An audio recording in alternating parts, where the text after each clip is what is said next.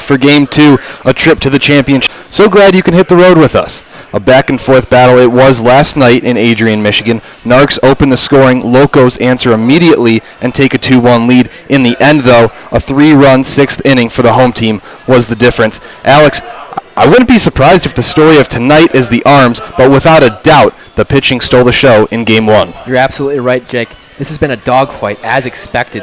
The key for tonight's game is to come up big in big situations. It's all about who can step up when it matters. Last night, it was all about the pitching. 11 strikeouts between Brendan Moran, Ricky Kidd, and Hayden Yatzak. We haven't seen that this year. That was spectacular, and it needed to be. I can't emphasize enough how crucial the pitching is going forward. That was one heck of a trio, wasn't it? From start to finish, Moran, Ricky Kidd hands the keys off to Hayden Yatzak. Ricky Kidd was untouchable. Hayden Yatzak was as close to it as you can get. But honestly, the key to the game was a strong start from Brendan Moran. It was. Not only that, but it propels the momentum forward. It gets things going in the right direction. So it's very important to start off the series in the right direction, let alone the game. So credit to Brendan Moran for really handing the momentum down the line. And Ricky Kidd, that was, in my opinion, the best performance we've seen from any pitcher all season. 6 strikeouts in a row, maybe even 7. And he was absolutely lights out with his curveball. His fastball was on one as well. So that's not going to happen every night. But the fact that it did might be enough to give the Monarchs momentum and confidence going into tonight's game. So pitching's going to have to be important. Kevin Cortey's been solid on the mound all year. And let's go, Jake. Pitching has been solid. Let's see if we can keep it up. A pitching duel we have on our hands tonight. Carter Dorn, the pitcher of the year in the North Division, the pitching prospect of the year in the GLSEL, a Purdue University right-hander. He's been a stud, in ERA just below 1. But Kevin Cortey's going to have to show up for the Narcs. Yeah, you can't just be good. You have to be great in these moments because you got a guy like Carter Dorn, right, Jake, from the Big Ten, Purdue, who's been one of the best pitchers in the entire league. And we've seen him earlier this year, and the Monarchs did have a little bit of success getting the victory against him. So it's not like he's untouchable, but a big challenge nonetheless. Kevin Cortey has to be as good, if not better, than Dorn tonight if they want to get out of this series quickly and head back to Adrian. So, Jake, a lot on the line, but it's going to come down to pitching. Kevin Cortey has a big task on his hands, but the coaching staff always says this guy simply does not feel pressure, which is exactly why we're seeing him on the bump to start Game 2. He easily could have deserved the Game 1 start, but a big spot here on the road for Kevin Cortey. And another key for tonight's game, Alex, the defense. Ian Francis, a big-time name that we talked about in last night's pregame show. Francis getting the start once again behind the dish. He had a solid night last night with recording a base hit, not letting anything by him, not a lot of stolen bases on him either. And not only that, don't forget about his communication with the pitchers. Don't think that he didn't have anything to do with those 11 strikeouts. He absolutely did. So Ian Francis is a dark horse, a crucial guy that the Monarchs need to have in the zone, right? Because he calls a great game. His selections and locations were outstanding. And he got a few hits. His defense has been stellar as well. So Ian Francis is another dark horse. We're going to see him again behind the dish, like you said. But not only that, Jake, Seth Gurgley. Seth Gurgley, talk about the range on this guy. He was making plays left and right in left center, deep center field last night. He covered the entire outfield. He was special. He was. That really was. Seth Gurgley is another guy you want to look out for. And Alex, before we break for the national anthem and the announcement of the starting lineups, I want to step aside from the X's and O's. Managing the emotions is another key to victory and key to moving on tonight. This is a hectic environment here in Lima. As big of a crowd as this Narcs team has seen all year. Yes, it is. And they're right on top of each other. This is a good old school ballpark. So there's going to be a lot of chirping in the air. You're expecting it, but the boys got to stay composed. They got to stay confident. And they can't get overzealous even though they've won the first game. Don't be greedy. Take the second one. It's all or nothing right now. Let's end this early if you're the Monarchs. Get out of here with a W. The potential for a clean 2-game sweep with a berth to the championship game of the GLSEL 2022 season. Be right back.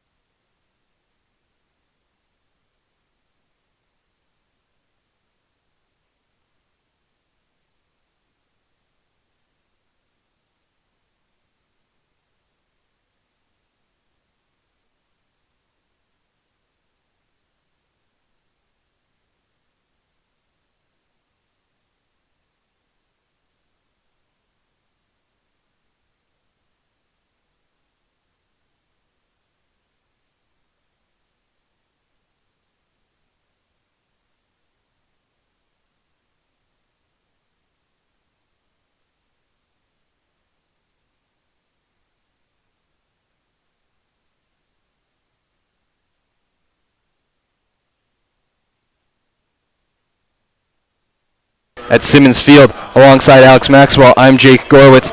Lima Locos play host to the visiting Michigan Monarchs in Game 2 of this best-of-3 series here in the North Division of the GLSEL. Monarchs took Game 1, Alex, a final 4-2. It was a back-and-forth game, as we talked about in the pregame show. Monarchs score first, Locos answer, take the lead. Monarchs get the last laugh, a 3-run sixth inning. We'll expect the same tonight. We're going to have a dogfight, like I said earlier, a big heavyweight bout, like we talked about, Jake. The Monarchs have the lead, but hey, the ace of potentially the entire league is on the bump. Carter Dorn for the Locos. Don't expect this to be an easy one by any means. And don't get too amped up with success. You can't put so much faith in a one-run lead, two-run lead. You got to stay confident. You got to stay composed. It's a one-run game. It's a one-inning game at a time. Take it one pitch at a time. Carter Dorn, a rising sophomore, right-hand pitcher from Purdue University, 6'3", 190. The North Division Pitcher of the Year, the pitching prospect of the year. This guy's a stud. Only a 2-1 record, but in 7 starts, a .7 ERA, 47 strikeouts. That's atop the league. Jake, we're looking at him right now. He sports about a 90-mile-an-hour fastball with some aggressive off-speed, a good slider, a good curveball, and he likes to use his changeup, a pitch that's overlooked. So look out for that off-speed to go along with that 90s fastball. But Reese Longstaff walks his way to the plate. The fans are out and about, Jake. We're ready to rock. And a big, big game here tonight. Like you said, Alex, Reese Longstaff stepping in, the leadoff man for the Monarchs. Right here, matchup. Little matchup right here. Start it off. 7-10, First pitch strike comes at 7-10. This is the matchup that we've all been waiting for. Yep. Player of the Year in Reese Longstaff, Pitcher of the Year in Carter Dorn. Well, Dorn is an aggressive pitcher, but much like Longstaff, he's also aggressive. But he's painting the outside corner so far, Jake. Here's the 0-2. Swing and a miss. Foul tip back into the glove of the catcher, Joe Salvo, for the first out. That's a good start there for Dorn. That's exactly what you were looking for. Not only get the best player in the league out, but get your rhythm going, get your timing down, get the confidence going, really start to pick the spots, and he picked that outside corner perfectly. So Joe Quito steps in, takes a ball outside to start his at-bat. No surprise, we see Dorn once again going to the outer part of the plate. We're going to see him do that throughout the game. Fastball high and away, makes the count 2-0 on Joe Quito. Righty on lefty matchup here. Quito pops it up. Shallow center field. Going back a few steps is the shortstop Ty Gill for out number 2. No surprise here, Dorn having some early success. Wouldn't be surprised if it took 2, maybe 3 at-bats before the Monarchs started to get things going. A lot of pressure, a lot of tension in the air. And Dorn definitely a guy that likes to start off hot. It'll be interesting to see the zone of the home plate umpire, how it is directed. It looks, that one was a little low and away, but not far. First pitch to Tyler Nelson, a ball.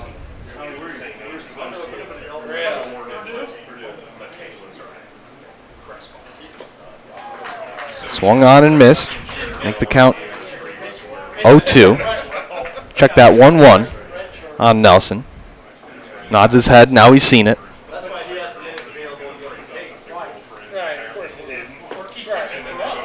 See, that's what I'm talking about, Jake. That pitch barely missed to the outer part, and Nelson took it for a ball. And hitters need to rely on that zone because Nelson is very selective. Now he's with the 2-1 count here. Well, he ropes that one into left center. Going to his right is Jake Hutchins in center field to make the grab. Carter Dorn, 3 up, 3 down, takes the Monarchs in order. And that's kind of what we expected from Carter Dorn. Yep, it is. He's already sporting in the 90s. We have a radar gun right in front of us, and we saw 91, 92 from Dorn. So he's amped up. He's ready to go. And no surprises there, like you said, Jake. It's going to take a while for the Monarchs to get used to his off-speed as well as his 90s fastball. So you got to be patient in situations like this. You can't be so amped up that you want runs and hits immediately. That's not how it works against a good pitcher. You got to scrap and claw against a pitcher like this guy. Really go pitch for pitch with him, really. That's why it's so hard and it's so stressful, especially as a manager. But here we go. We got Kevin Corti on the bump tonight. So Corti and Dorn actually faced each other in that June 28th game that the Monarchs won 4-2. Corti earned the win, went 8 innings, giving up 6 hits on 2 runs. But a bit of a hiccup in the strikeouts to walks ratio. 6 walks to 3 strikeouts. That will not be enough to get the job done tonight. Nope, the Locos know that it's do or die. Their season could end tonight. So up we got Ty Gill leading things off, and he is really one of the better batters in this lineup for the Locos. A guy that's a threat once he's on the bases as well. Leads the team in stolen bases. The Locos have what it takes to be a dangerous team offensively. But much like the Monarchs, they have to be patient. They can't be too conservative, though. But they need to be patient. It's a marathon, not a sprint. Monarchs sporting the gray pinstripes tonight. The green and blue stirrups. Locos wearing the orange home sweaters. Royal blue lettering.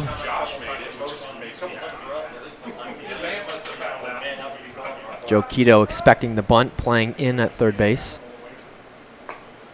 First pitch from Corti, fastball high. Count 1-0 on Ty Gill.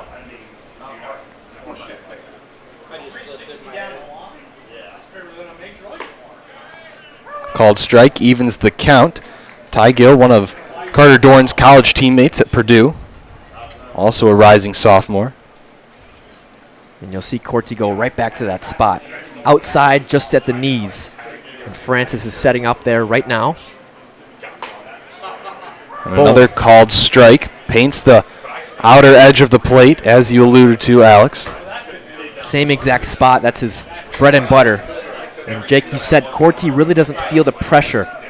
And that's why you see him on the bump right now. Grounder to the right side, fielded cleanly by Sandon Cuthrell. The throw over to Bush at first. Retires Gill. Great start there from Kevin Corti. He's a ground ball pitcher. Predominantly a contact guy. He does have his share of strikeouts. But a guy you're going to see a lot of weak balls hit. Because he keeps it low, Jake. His ball moves and he keeps it low. Bryant Herring up to bat now. Didn't play last night. This is the first the Monarchs have seen him in this best-of-3 series. Called strike starts the at-bat. We're already seeing some heckling from the fans. We were warned. We were warned about the aggressive nature of the fans. That ball was on the outer part of the plate. Called for a strike. That's grounded foul. Count 0-2 on Bryant Herring. Count 0-2. You got to go off speed here if you're Corti. If not off speed, don't give Herring anything to hit. High fastball, up and away. As you see Francis setting up. There's that off speed. Just missed the outer portion of the plate. Herring stays alive. Count 1-2.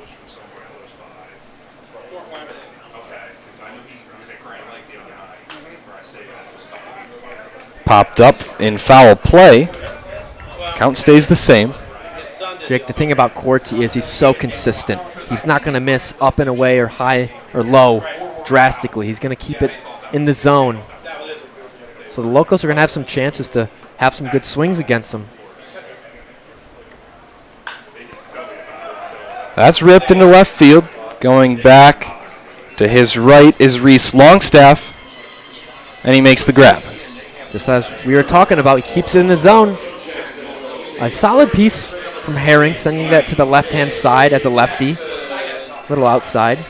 But this is a guy that they need to take care of if they want to be successful defensively. DJ Jackson, one of the better hitters in this entire league, let alone the Locos lineup.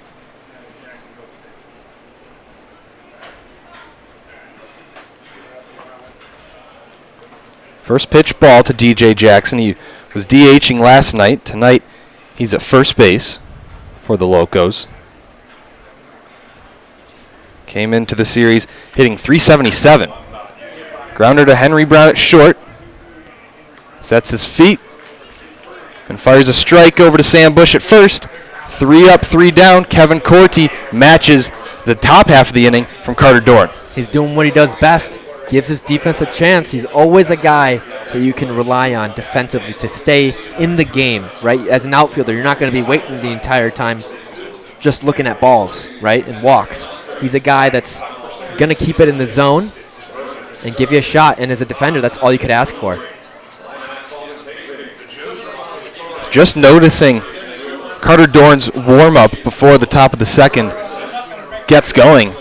He always starts off with a bit of a running start to that first pitch. Yeah, you see guys do that in the major leagues, a.k.a. Trevor Bauer. He's big into that. So he's amped up, like you said, Jake. We've seen him already throwing in the 90s with our Raider gun, being nice and handy. But we've seen some good swings on both sides. Tyler Nelson with a good shot to center field, and Bryant Herring with a good shot to left field. The word is the ball flies out here. It's not that big of a ballpark compared to Siena Heights. The dimensions are fair. 400 to center, which is normal. 330 down the lines, but the gaps are narrow, Jake. That's what really stands out. The scoreboard is right, like a 5-iron away. The Simmons Field scoreboard set in left center field. See the scoreboard at the Joseph K. McLaughlin Baseball Stadium placed over there in right in Adrian. And 4-5-6 Gurgly Yatzak Bush to start the second. And this is a big bat here for the Monarchs, a guy that has been clutch all season, especially last night, Jake. He's going to need to step up once again. Gurgly takes the 0-1 for a called strike behind 0-2. He fouled off the first pitch into the fence behind home plate.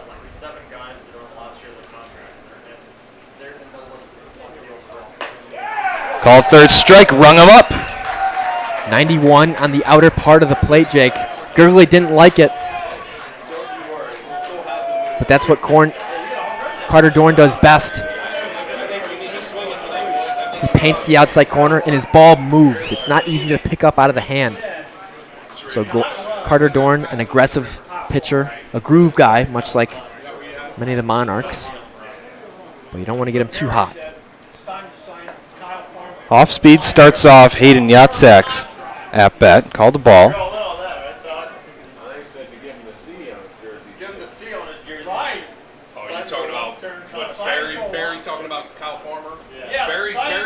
Takes another ball, make the count 2-0. Jake, even Carter Dorn's off speed is pretty quick. In the mid-80s, we saw that 83, 84. It's pretty hard to adjust to that curveball. That's 84. Well, he goes to it there. That one, 82 miles per hour. Still outside. 3 straight balls to Yatzak. And he calls time. You can tell how much this game means to both sides. There's no railing or fence in front of the dugouts at Adrian, but there are here as Hayden Yatzak draws a 4-pitch walk. But the dugouts, everybody is there at the fence, at the railing.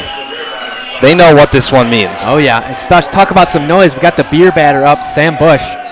And the Locos fans are absolutely loving it on their feet.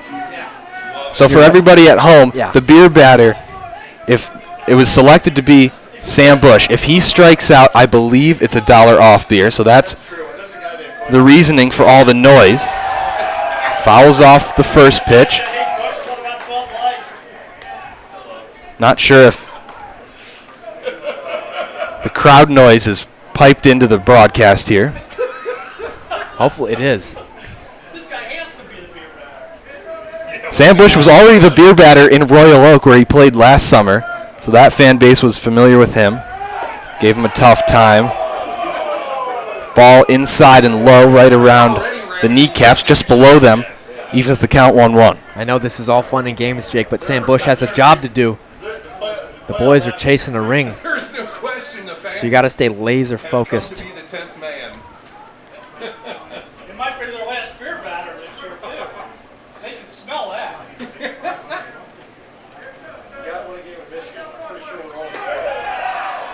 Sam Bush takes a strike. He thought it was a little low and away. Nonetheless, 1-2, and the home crowd is one strike away from cheaper beverages. I'm not sure this is good for the Monarchs if they get more of them. Crowd would get even It'll more only rowdy. Yeah, become a yeah. tougher place to play. Oh, Dorn saws him off. Fouled away. Count stays 1-2. Bush needs a new bat. He's heading over to the dugout. Quite literally sawed him off. Yep. But Carter Dorn loves to go and mix up the locations of his pitches. And if you can do that and do it well, and in addition to throw in the 90s, that's why he's so dominant, Jake. He's not just throwing it. He's not aiming it. He's got a purpose to his pitches. And not only that, but they move and they're fast. It's tough for these kids to waste one. So Sam Bush gets the new bat, steps back into the batter's box. Hayden Yatsek still on first after the 4-pitch walk. 1-2 outside. Count 2 apiece. Like I said, they're getting they're getting 300 ABs a summer, right? I mean, these guys, they don't get that many opportunities to just waste one. Especially if they're fat on their way down. Right, if they sat on the bench in the summer. Carter Dorn throws over to first. That's the veterans who've been in AAA, they got hurt, they're on their way down. Right. They're just playing as long as they can play. Dorn sets right above the belt. Here's the 2-2. Off speed low. Why is he starting to nibble now, you know? Sam Bush has a really disciplined eye, something he's worked on all season, extending the pitches in each count. No surprise, it's 3-2. Swung on and missed. The fans get what they want. Yep, Jake, that's what the fans came for, the beer batter. And that was a good at-bat, though, from Sam Bush, really giving it everything he had. But he's going to get more adjusted to Carter Dorn as the game continues. But Dorn does a good job of mixing up his pitches, man. It's difficult to predict what he's throwing. 2 outs now in the top of the second. Yatsek still at first. Henry Brown faces Carter Dorn. And he chases the first pitch off speed away. Really nice pitch there from Dorn. My goodness. And if you're Henry Brown, you maybe like to see a pitch before you swing at that one.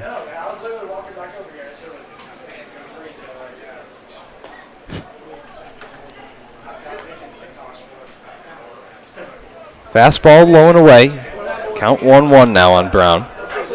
Brown tied for the team lead with 4 home runs. Tied with Sam Bush, who just struck out. Yeah, I had it off until he started playing. I can't leave it on for you assholes to be saying whatever they want on the microphone. I wasn't on the microphone. That swung on. One hopper to Gill. He can't handle it. It was a hot shot to the left side. Henry Brown safe at first. Yatsek advances to second. I was wondering how the grass would play out in effect tonight. I was on the field earlier, Jake. It was flat for the most part, but a few bumps, and it's dry. We're in the late dog days of the season, Jake. So you might see that as the game progresses. That ball was hit hard, and you're going to see some balls take some bad hops. I saw that in BP as well. So this isn't a turf field in Siena Heights. So So 2 runners on with 2 outs in the top of the second. Still 0-0, a scoreless first inning. Both sides went down in order. First pitch ball to Sandon Cuthro. Boy, did he have himself a night last evening. 2 for 4. 2 singles back-to-back in the 6th and the 7th. Ended up scoring to lead off and kickstart that comeback in the 6th. Cuthro, a key player in this lineup, a guy that's come up clutch time and time again. And here he is with an opportunity right now. Big gap on the right side. Jaden Davis shading second base. And that's 3 pitches in a row that Doran has gone to the outer part of the plate. He's trying to really establish that game plan like we were talking about earlier. 3 straight pitches, 3 straight balls. The last one, the home plate umpire deferred to the first base official for that call. Cuthro takes a strike there. Make the count 3-1. Now, if you're Cuthro, the big hitters count here. If you see a fastball, it's in your wheelhouse, you got to pull the trigger. That shot into left field. Rounding third is Hayden Yatzak. Play at the plate. It'll be a close one. Got him! A bullet from Carson Garner in left field. Right to Joseph Salvo. Gets Hayden Yatzak. Jake, it took a perfect throw, and that's what got him. That was the right decision from head coach Ben Kamenowski to send him. It was a hard hit to left field. Yatzak did have a good jump, but it took a perfect throw. Right on the money. Didn't take a bounce or anything. And Yatzak was out by about a step. But hey, a good piece of hitting from Sandon Cuthro. We talked about it, 3-1. That pitch is in your wheelhouse. Take it for a ride, and he did. So promising stuff from the Monarchs so far, hitting the ball well off of Doran, but an unfortunate and a nice play from the Locos. First and foremost, credit to Carson Garner for that strike to home. But to backtrack to last night's game, a similar story that I'm noticing. Miller Riggins was the starter for Lima, and he had his way in the early going, but you saw the Monarchs chipping away, piecing him up here and there, and we were just waiting for that breakthrough inning in the 6th. They finally got it. Could be the same story tonight. Absolutely. Of course it will be. I mean, it's not a sprint, it's a marathon. We've talked about that. It's when you got a game, when you got high-level baseball in every aspect of the game, you can't doze off, and you can't expect it to be 2 innings of success. It's got to be a full 9. You got to be sharp offensively and defensively. But opportunities will come. That was a nice play from the Locos. They got the Monarchs in that situation. And that was the right move. Don't let that failure haunt your aggressiveness, right? Stay aggressive. Be smart, but aggressive. Took a perfect throw. I'd take that. I'd send him 10 times out of 10 there. A nice shot.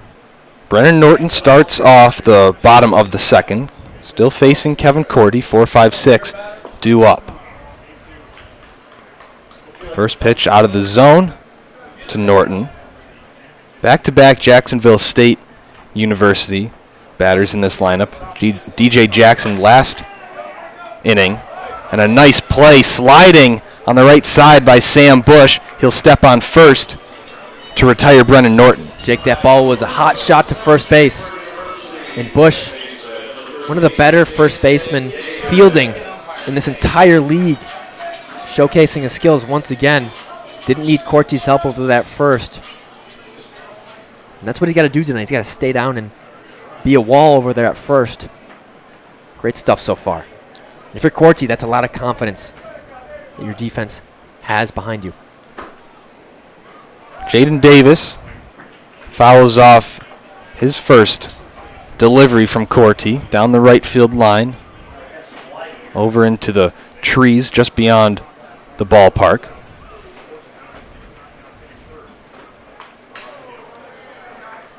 Goes after the second pitch. That one fouled back into the fencing. That's one of the other differences between Lima and Siena Heights. A fence backstop rather than the netting back at home for the Monarchs. Siena Heights' field is definitely more spacious and you have more room, but here in Lima, it's almost like you're on top of the field. And you can really sense it from the fans, too. 1-2 stays upstairs. Count moves to 2-2 on Jaden Davis. The recent high school grad, rising freshman at Samford University, takes the ball inside and the count's full.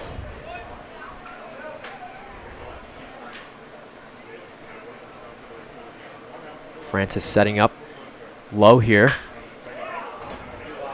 That's well hit. High into left field. Camped under it is Reese Longstaff. 2 up, 2 down. Now if you're Corty, you got to be happy with the start you've had. The game plan was to keep it low and away from the hitters of Lima. And it's easy to talk about a game plan, but it's hard to establish it. And he's done an excellent job of doing that.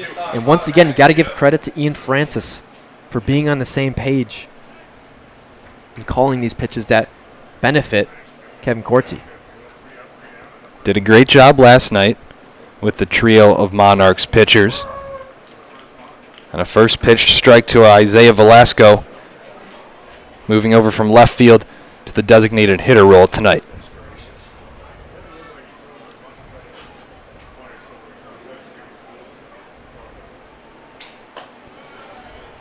Count 0-2. A called strike off speed moves into the zone. That's his ace pitch right there, that beautiful slider. And here we go. Francis sets up outside. The 0-2 squeezed him. Missed his spot there, which is unlike Kevin. But you see how he froze Velasco on that. His curveball is strategically placed, just like that. Velasco just gets a piece of it to extend his at-bat. Count still 1-2. 2 outs in the bottom of the second. Scoreless game so far. Monarchs started to get to Carter Dorn in the top half of the inning, but couldn't scrape anything across. Once again, Corty going to that slider that's coming in on the hands of Velasco, almost like a back foot slider. So he's really mixing it up here, being unpredictable.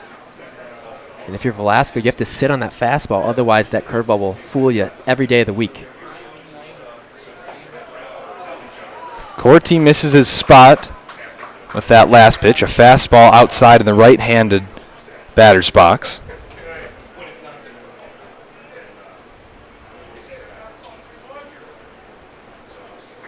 Corty, just like Dorn, sets at the belt. Here's the 2-2. Once again, fouled away. That one off to our left to the fencing. Velasco adjusting to that off speed that Corty's throwing his way.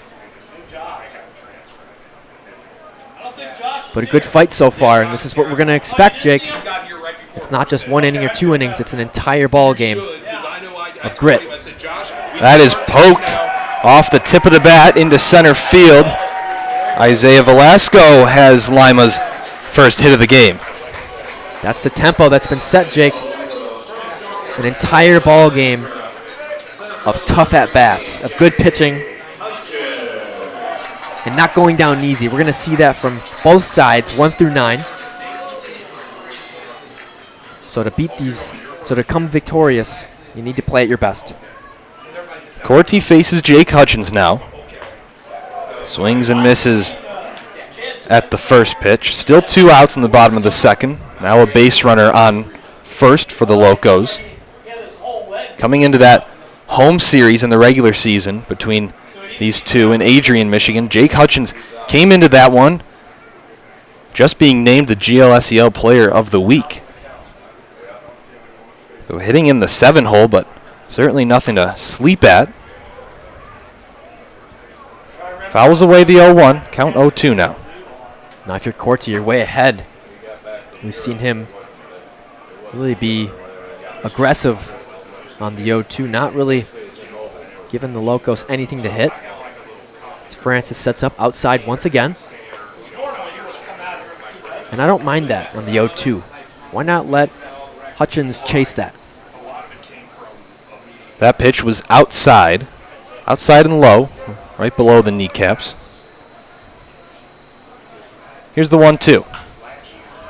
Popped up, foul. Sam Bush going over to see if he has enough real estate.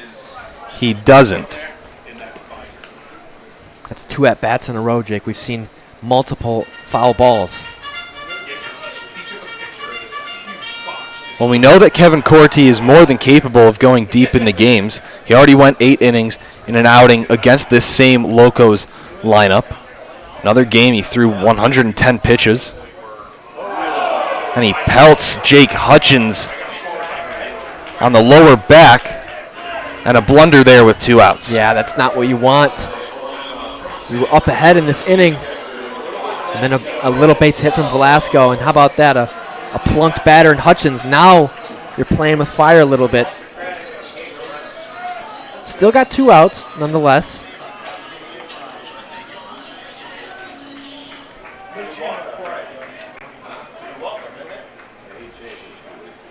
The Monarchs scored first at home last night.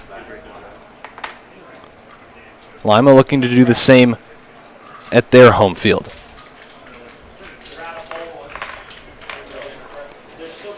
Joe Salvo steps in now.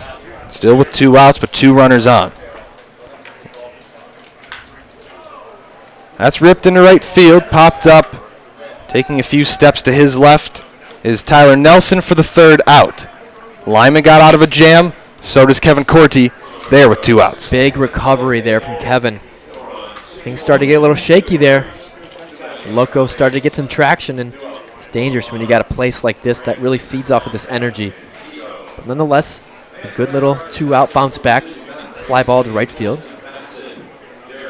And if you're the Monarchs, you got to really keep up this consistency of quality at bats. It hasn't just been 2 guys, 3 guys. It's been most of the batters tonight have had quality at bats, hitting the ball hard or drawing walks. And that's what you need off of a guy like Carter Dorn. That's how you defeat a guy like Carter Dorn. You give him nothing easy. Put together a string of quality at bats is how you beat a good pitcher. When you have to wonder where a guy like Dorn's threshold is. Still only a rising sophomore at Purdue is Carter Dorn. But this is a long summer season, coming off probably limited experiences. That's just how it goes for most freshmen. Yeah. But still, come playoff time, he didn't know if they would be here. No, I mean, the coaches in Purdue have to be ecstatic with the success he's had. 41 innings pitched, 47 strikeouts to this point, with a .087 ERA. 2-1 record. I mean, he's been, you could argue, the best pitcher in this league to this point. You could make a case for several arms, and he's definitely in that conversation, to say the least. And the Monarchs have seen many good pitchers in addition to Carter Dorn. Matt Dickey on the Richmond Jazz, Griffin Kielander of Royal Oak. And this guy, Carter Dorn, definitely in that conversation, like we said.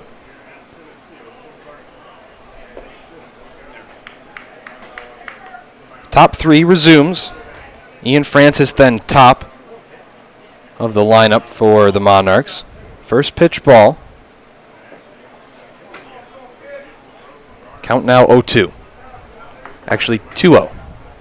Now, if you're Ian Francis, you've got a hitter's count here. Dorn has to get back in the zone. If you see a pitch you like, you got to pounce on it because you never know what Dorn has in store. Takes another pitch. That's low. Count 3-0 to Ian Francis.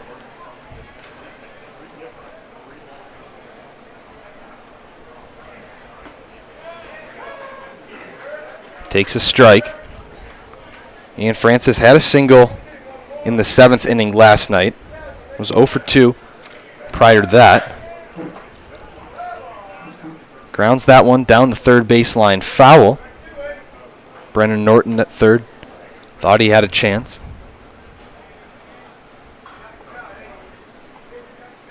This is a big recovery from Dohert, starting off the count 3-0, now to 3-2.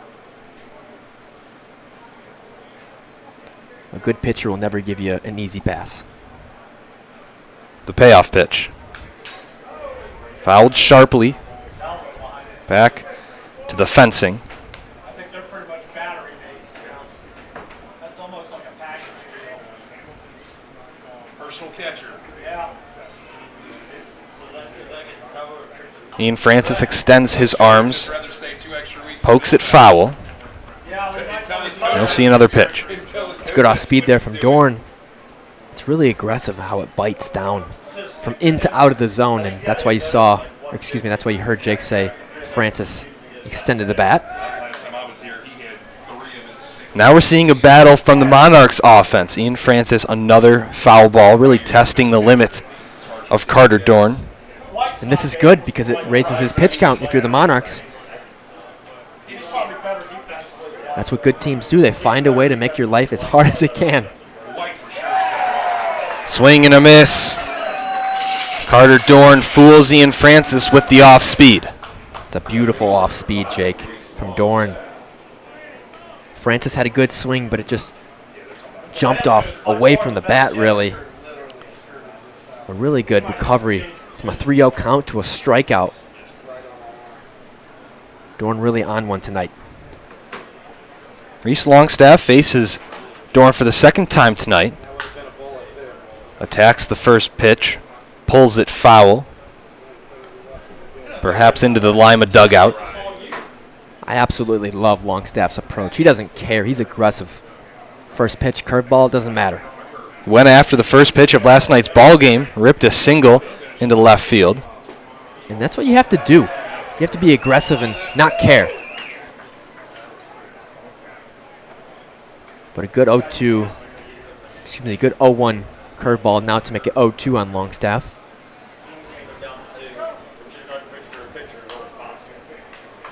Dohert brought the heat with that pitch, fought off by Longstaff. Dohert has a really aggressive motion, so it's almost difficult to pick up. Very awkward from a guy that throws 92, 93.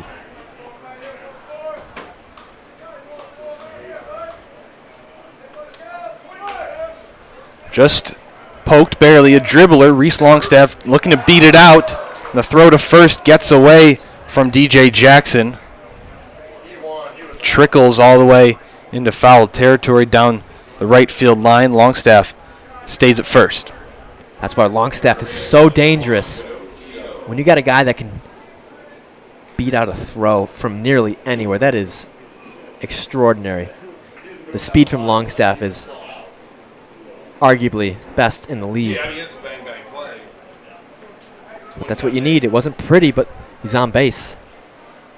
Would you give that to the pitcher or the first baseman? The pitcher. So we're back to the righty on lefty matchup. A hit and run situation. Longstaff was on his way to second. Keto pops it up to left field. Longstaff makes his way back. Garner thought he might have a chance at him. Threw it to Jackson at first. Yeah, worth a try to try and get Longstaff off the bases. He's the biggest threat on the bases from the Monarchs side. And you saw him attempt to steal Jake. He's a very aggressive base runner, much like a batter. And he's got a healthy lead over there at first, and Dohert is aware of that as he takes a look over. As he throws over too, no surprise. Longstaff has his sliding mitt on, so he's ready to go. Another throw over. And a quick one. Yeah. Almost caught Longstaff off guard. He has that black sliding mitt on the left hand. You have to be mentally ready in this game. This is a crazy fast tempo. Fastball high and in to Tyler Nelson with 2 outs in the top of the third. Scoreless through 2. About that on TV. Yeah, what is it, 19 or 15? It was ridiculously a ridiculous number. Here's the 1-0. Outside. Nelson has a terrific eye. on this Monarchs lineup. He had a really big walk last night to tie the game up. The bases were loaded. 3-2, 2 outs. Also a clutch hitter, much like Gurgley and others. One of the RBI leaders in all of the GLSCL. Yep. Ball low, makes the count 3-0. And he went toe-to-toe with Lima in that 6th inning, bringing home Joe Quito after that base on balls. Toe-to-toe, that's a great way to describe the way this game's being played. A very aggressive and back-and-forth matchup at the highest quality. So a strike there makes the count 3-1. Now Tyler Nelson draws that walk. That's what we were talking about. That's his specialty. He's on base many times throughout the course of a game. And Seth Gurgley has been a madman with 2 outs all season, especially with runners in scoring position. And this is huge, Jake. You got Longstaff who can really score on a base hit from anywhere. So he's got to get a good secondary and have a chance to score and bust this game open 1-0. Gurgley fouls away the first offering from Dorn. So still 2 runners on with 2 outs. It was the same scenario in the 2nd inning.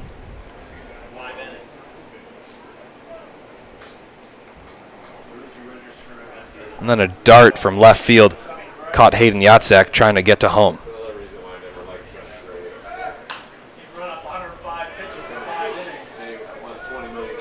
The 0-1 fouled off. It was popped up just over the top of the Locos dugout. And Gurgley in a hole early. Count 0-2. Because he's burned me more than once. Like, there was a time where I had like 7 straight home games he pitched, and I just hated seeing his name on the lineup card. Dorn way ahead here. Because he throws so many pitches. Oh God, he's 3-2. Like to see him maybe go to that off speed of his. Nope.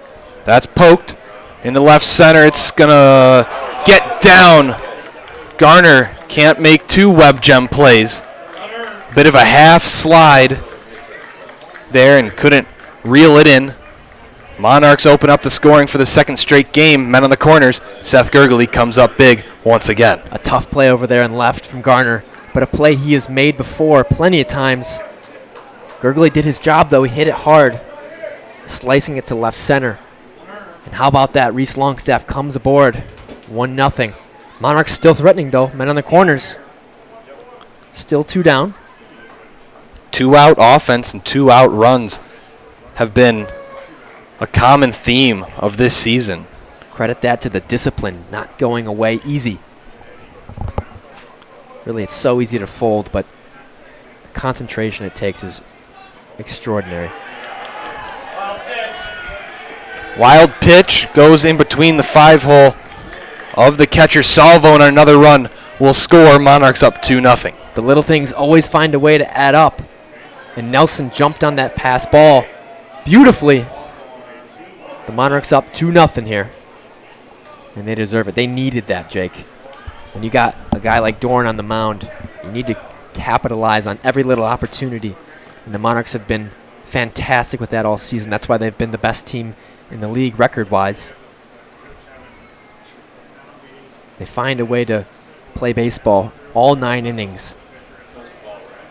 Doing the little things right. So a mound visit there from the Locos coaching staff. A quick word with Salvo and Dorn. And 2 unearned runs. Yeah. For a guy like Carter Dorn, that just stings. It does. And Jake, I'm not sure if you saw, but when Nelson crossed home, he made sure to give the fans behind home a little look as they were chirping him the entire time. So a little bit of a grudge match going on. So Gurgley went from first to second on that passed ball.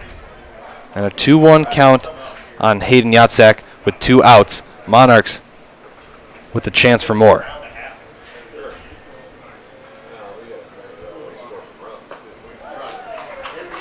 Swung on and missed down low in the zone. Make the count 2-2.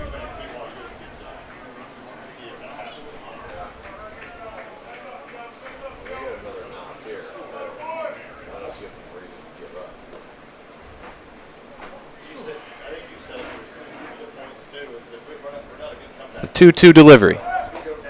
Outside. Norton tried to paint that outer corner of the plate. Count now full. No surprise here. Jacek making this a tough at-bat for Dorn. Yanks it to the left side.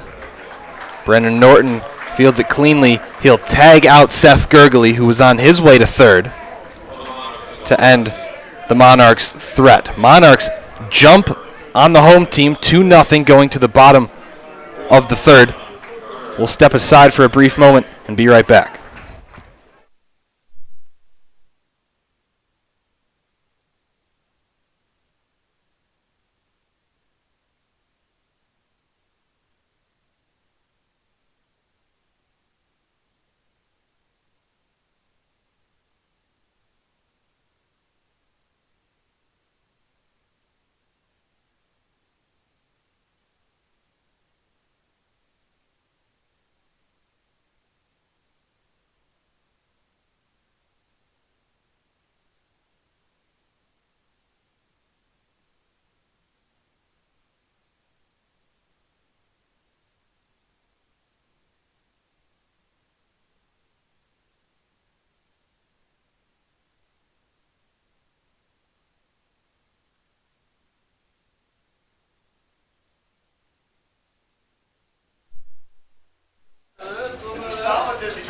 Throw down to second from Francis to Brown signals that we're ready for the bottom of the third.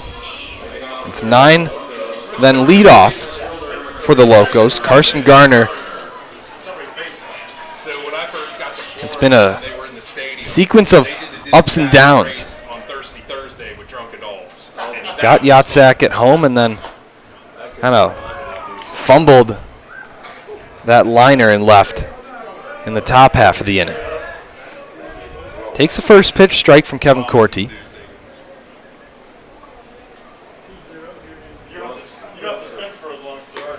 A check swing, called a strike. Kevin Corti ahead early on Garner. Still finding his rhythm. He's dealing at the moment. Still scoreless in the third. He thought about it, didn't go, but it doesn't matter. A called third strike. Kevin Corti gets Garner on 3 straight pitches. Yes, he is. He is dealing like we said. Really doing a good job mixing up his pitches and painting the corners. Just like we were talking about earlier, Jake, that's a crucial factor.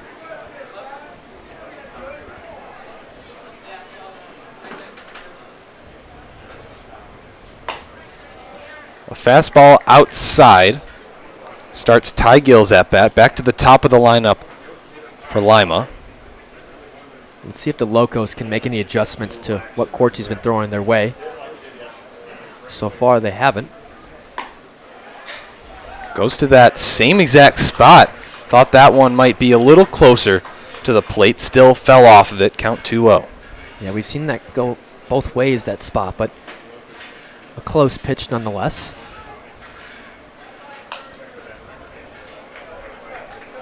Fouled away by Gill.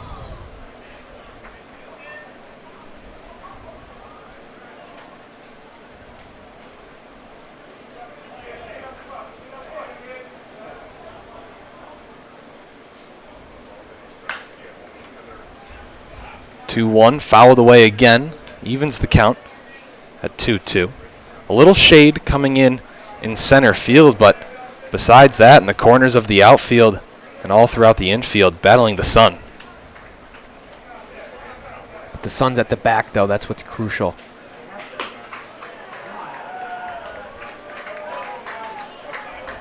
Maybe Ian Francis is really the only one Seems feeling like it big time. Yeah, at Siena Francis Heights. and Salvo. Right. That is. In Siena Heights, it's the opposite.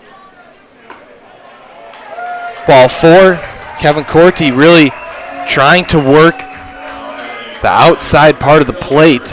Home plate umpire doesn't fall for it. And Ty Gill is on first. And this is a guy you want to look out for.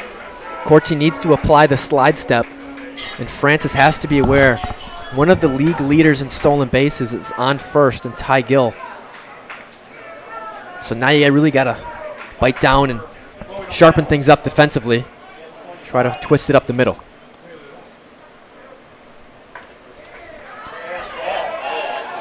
Ty Gill on his way to second. A play there. He's in safely. And you saw it, Alex. He was on his horse right away. The ball just popped out of the glove of Ian Francis. Ty Gill trusted his instincts and was on the run. Absolutely. That's what happens when you got a stud like that. He gets a good jump, and he takes second, no problem. Now he's in scoring position. That's how dangerous a guy like that is. That's his 26th swiped bag of the season, only caught stealing 3 times. And a good throw from Francis, right on the money. Brown at shortstop didn't need to move his glove really at all. So even a good throw didn't beat him. Got 1-0 to Bryant Herring.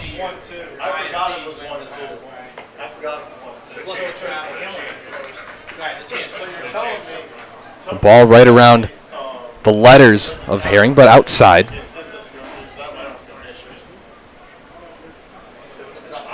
thought all along that Licking County had no chance.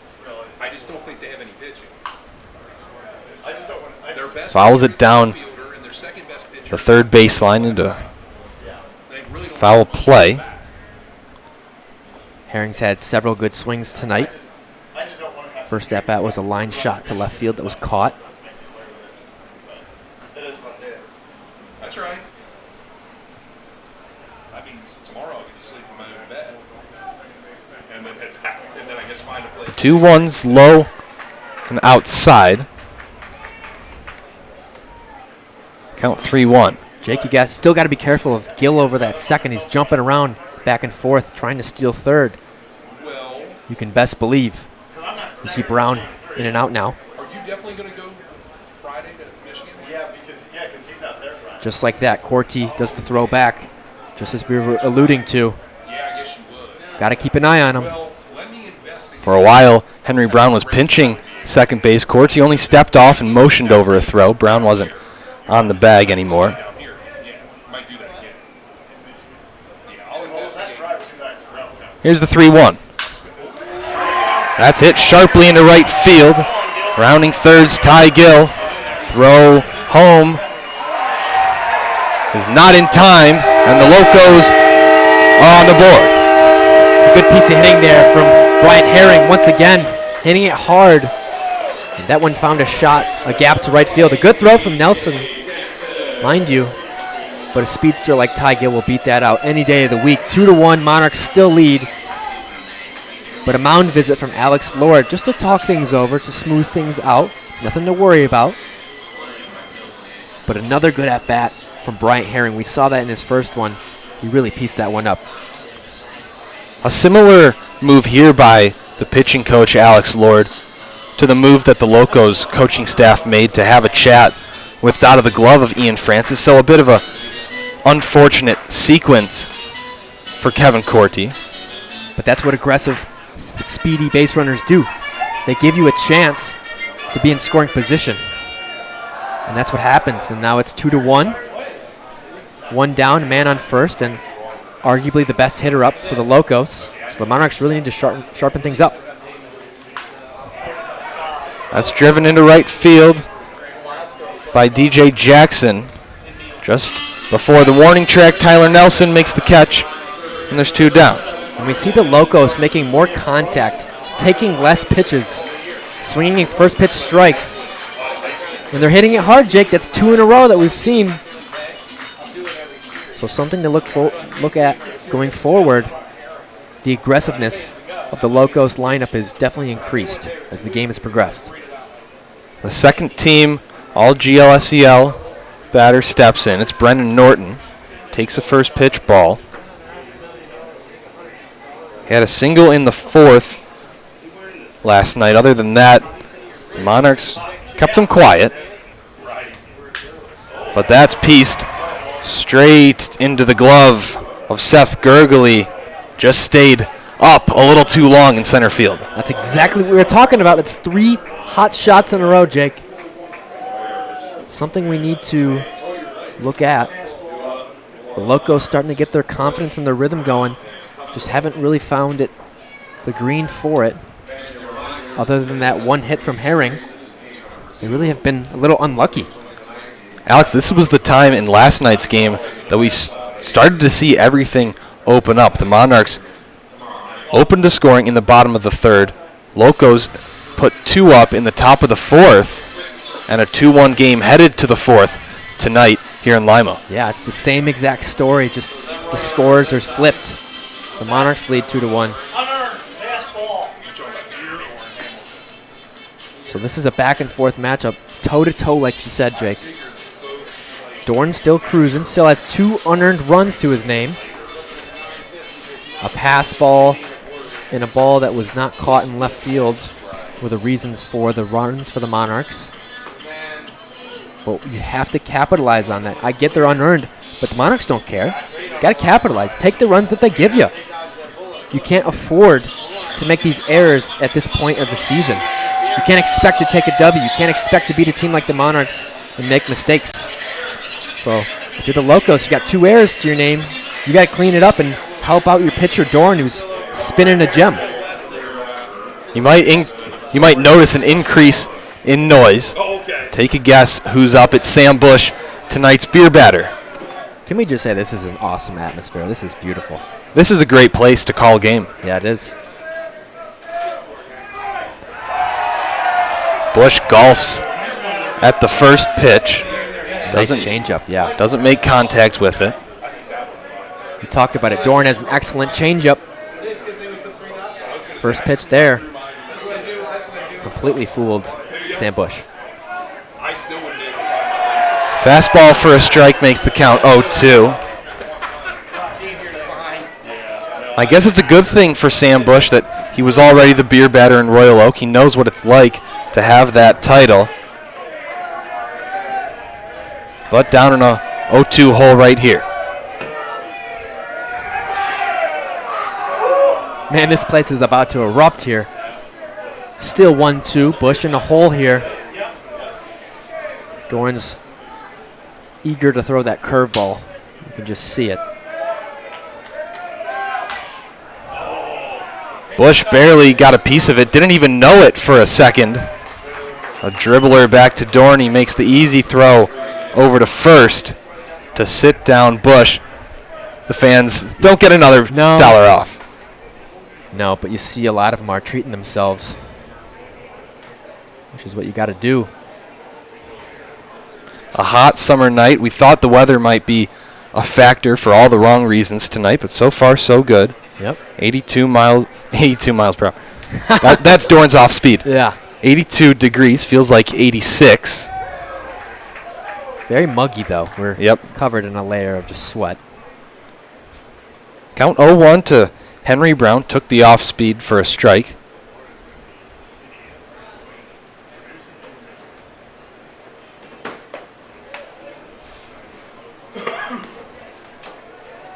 Jake, I heard in the dugout earlier, Gurgley said it was the most he's been sweating all season from just taking BP. It's really hot on the field. Brown takes a healthy hack at that pitch. Misses on it. Count 1-2.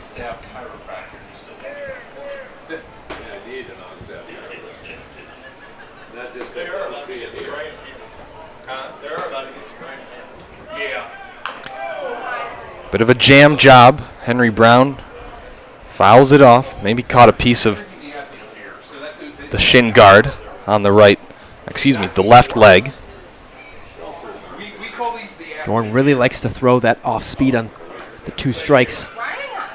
And it's so difficult to adjust when you got a guy that throws 92 for a strike on the outer part of the plate.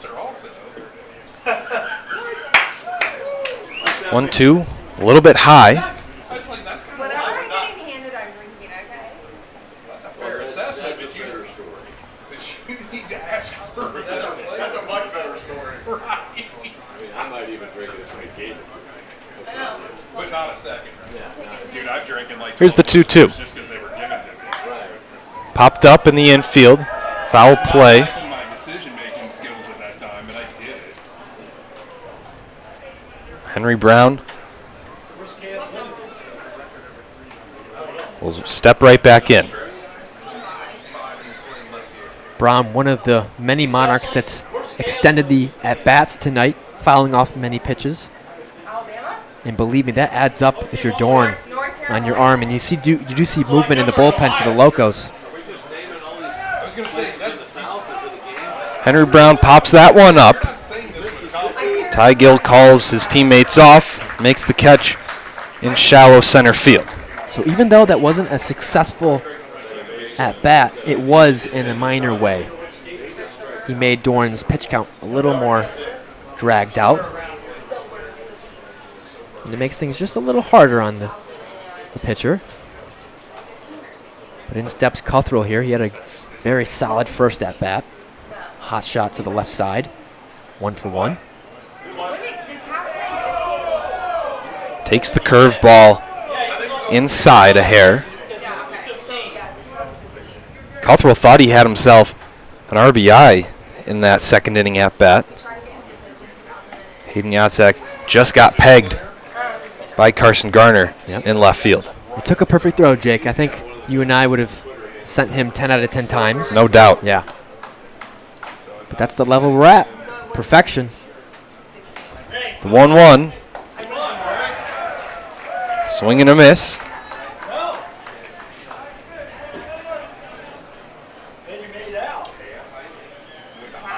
You hear some fans heckling the batters. My gosh, this place Ruthless. is ruthless. Yeah. Ruthless here. Nice swing, buddy. That's what they said to Cuthrell.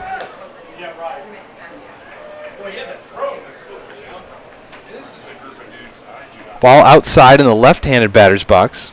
Makes the count 2-2. 2 outs here in the top of the fourth. 2-1 Monarchs lead. Scored the 2 runs in the top of 3. Another foul ball extends Cuthrell's matchup with Carter Dorn. Believe me, Jake, that adds up over time. That's 3 batters in a row that we've seen.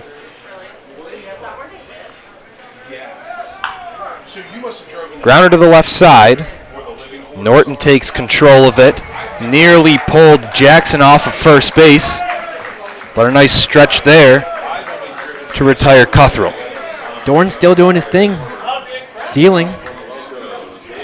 Only 2 hits against him. 2 unearned runs. But the Monarchs lead nonetheless 2-1 as we head to the bottom of the fourth.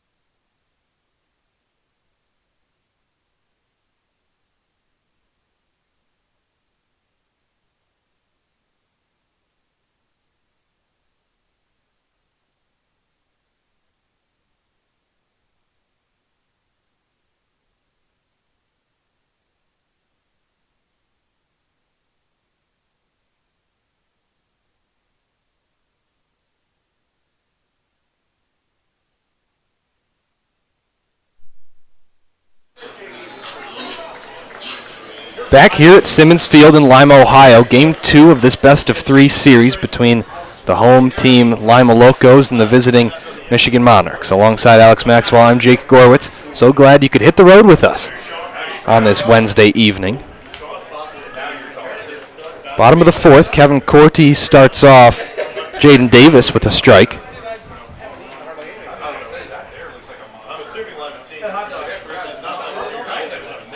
Off speed, high and in, evens the count. Jake, it's worth noting that as far as the eye can see, we are a packed house tonight. That one is turned on into left field, going back at the wall, and it's gone.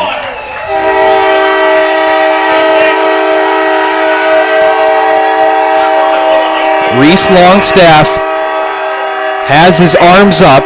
He might have a question about this one, but That one looked like it didn't go over the fence. It might have gone under. That's why you see Longstaff over there in left field with his arms up. You see Ben Kamenowski coming out to greet the umpires. That ball didn't look like it had. It might have bounced over, Jake. either bouncing over or sliding under, like you said. That ball did not have the distance. I did not think it had the distance. It was too low to go 330 down there. You see the Monarchs players having a fit over there in the outfield. Longstaff and Gurgley have their arms up in the air. They can't believe it.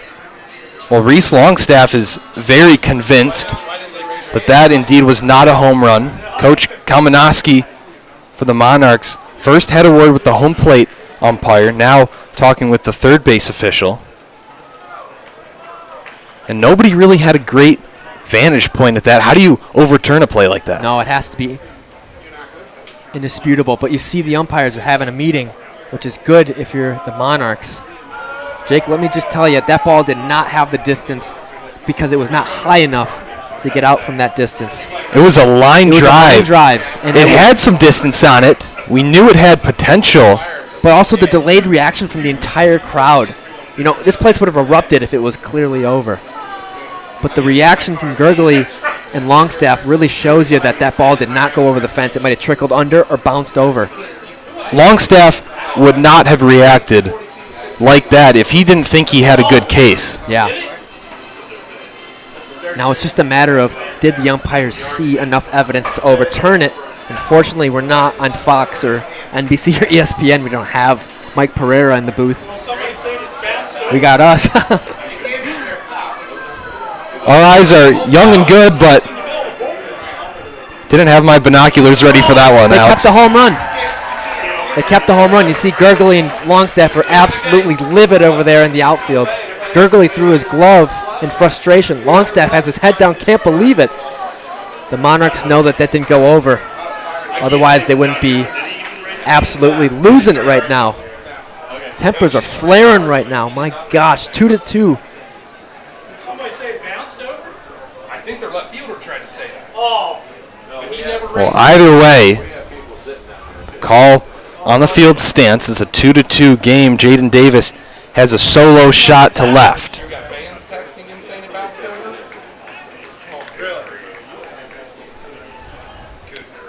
Kevin Corti facing Isaiah Velasco. Count 1-0. Jake, that ball looked like it bounced over now that we talk And about that's it. what we're hearing rumblings Yeah. of. Tell with that sun, Todd. That's a tough break I mean, that is, if you're Longstaff. And Sun's blinding. it's already changed the game. Well, Max said he had to play here one time. It's frustrating. Bottom line, Alex, there's a 1-1 count on Isaiah Velasco. It's a tied game. You didn't see it either. If you're the Monarchs, how do you overcome this hump, really? Well, you got to get angry, and you got to bite down and fight through it. And now this gives you some energy, some juice. Blooper into left center. Isaiah Velasco has his second single of the game. Another nice shot from Velasco. That ball was right over the shortstop. But Jake, going back to that unlucky call, you got to bite down and fight through it. You can't linger and let the emotions get the best of you. You have to flush it, good or bad. It happened. It's part of the game, Yeah, that's how I just. and you got to move on. Still no outs in the bottom of the fourth.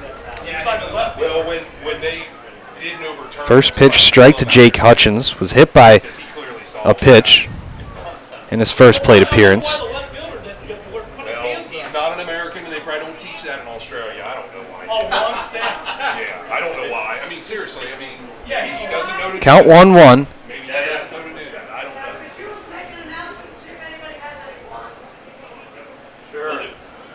And a called strike.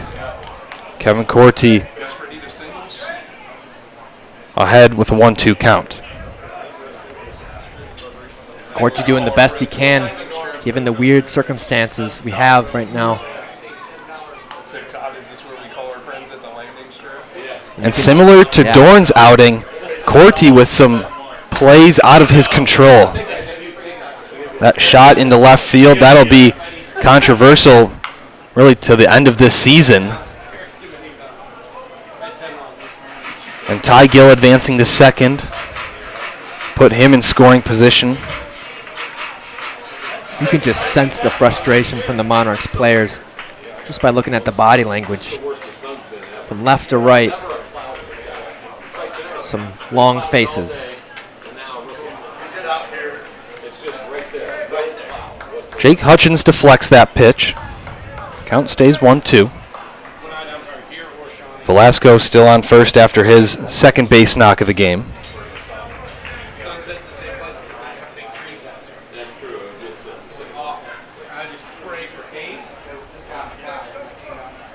Swing and a miss. Sits Hutchins down. And hopefully that's a rhythm pitch for Kevin Corti that his team can take with him. Yeah, that's a get-right pitch. Way to get things going on the right path. A big bounce back from two unfortunate plays back-to-back for the Monarchs.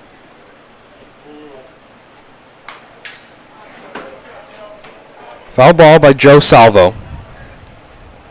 There's now one out in the bottom of the fourth. That's promising to see, though, from Corti. You don't want to sulk about it. Time to bounce back. We talked about it in the pregame show. This is a guy that, according to his coaches, does not feel pressure. The biggest reason that he's starting game 2. Well, he's done his job so far. Only 3 hits going against him. And it should be 1 run, but the ground ball, flip to second, relay to first in time for the 4-6-3 double play. Kevin Corti gets out of the 4th inning, but 1 run comes across, and we have a tie game going into the top of the 5th. Alex, I don't think we can overstate how big of a call that Jaden Davis home run. Oh my gosh, it's monumental. The game's completely different now. 2-2. I mean, the game is, it's forever different. The momentum, the way the game's changed, it's altered. And that's what you can't take back, right? I understand there's a run, but there is a rhythm and a flow to a game. And it was going in the Monarchs' direction. But when that ball bounced over the fence and was called a home run, that momentum was halted. And now it belongs to the Locos. So, not to mention, you're at home if you're Lima. You have the fans behind you. So really... Yeah, so not only is it a scoreboard thing, but it's a momentum thing. It's a rhythm thing. It's a confidence thing. So it completely skewed this game. And that's why the Monarchs have every right to be furious. For anyone just joining us, as we pick up action in the top of the 5th, Monarchs jumped on Lima early, got off to a 2-zip lead in the top of the 3rd. Locos answer with 1, cut the deficit in half in the bottom of the 3rd. And then more recently in the bottom of 4, Jaden Davis had a nice swing into deep left field. At first glance, we thought it was over, but immediately Reese Longstaff of the Monarchs puts his hands up, tries to make a case that was not a home run, potentially bounced over the fence. From our vantage point, Jake, we thought it was a hard hit ball, but just not high enough. And that's why you saw it bounce. But it's difficult to see because of the sun. And unfortunately, we don't have enough camera angles to help out in the situation. Ian Francis swings and misses at the first pitch from Carter Dorn. Dorn back out for a 5th frame of work. No question about that. We knew he would be back out for this and most likely more. Count 1-1, a ball outside. Just slipped under the glove of the catcher Salvo. Dorn has 2 runs, 2 unearned runs to his name tonight. 2-2 the score reads.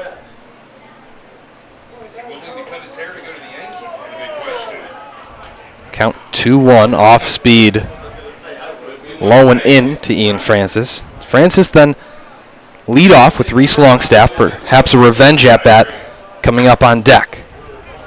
Francis yanks that pitch foul down the third baseline. Now the Monarchs need to trigger this aggression into the at-bats. Now you got the juices flowing of another layer of momentum and motivation.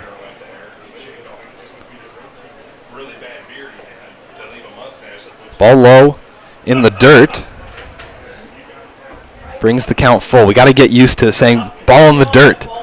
It's a ball in the turf in Adrian. It's not what the center fielder was saying.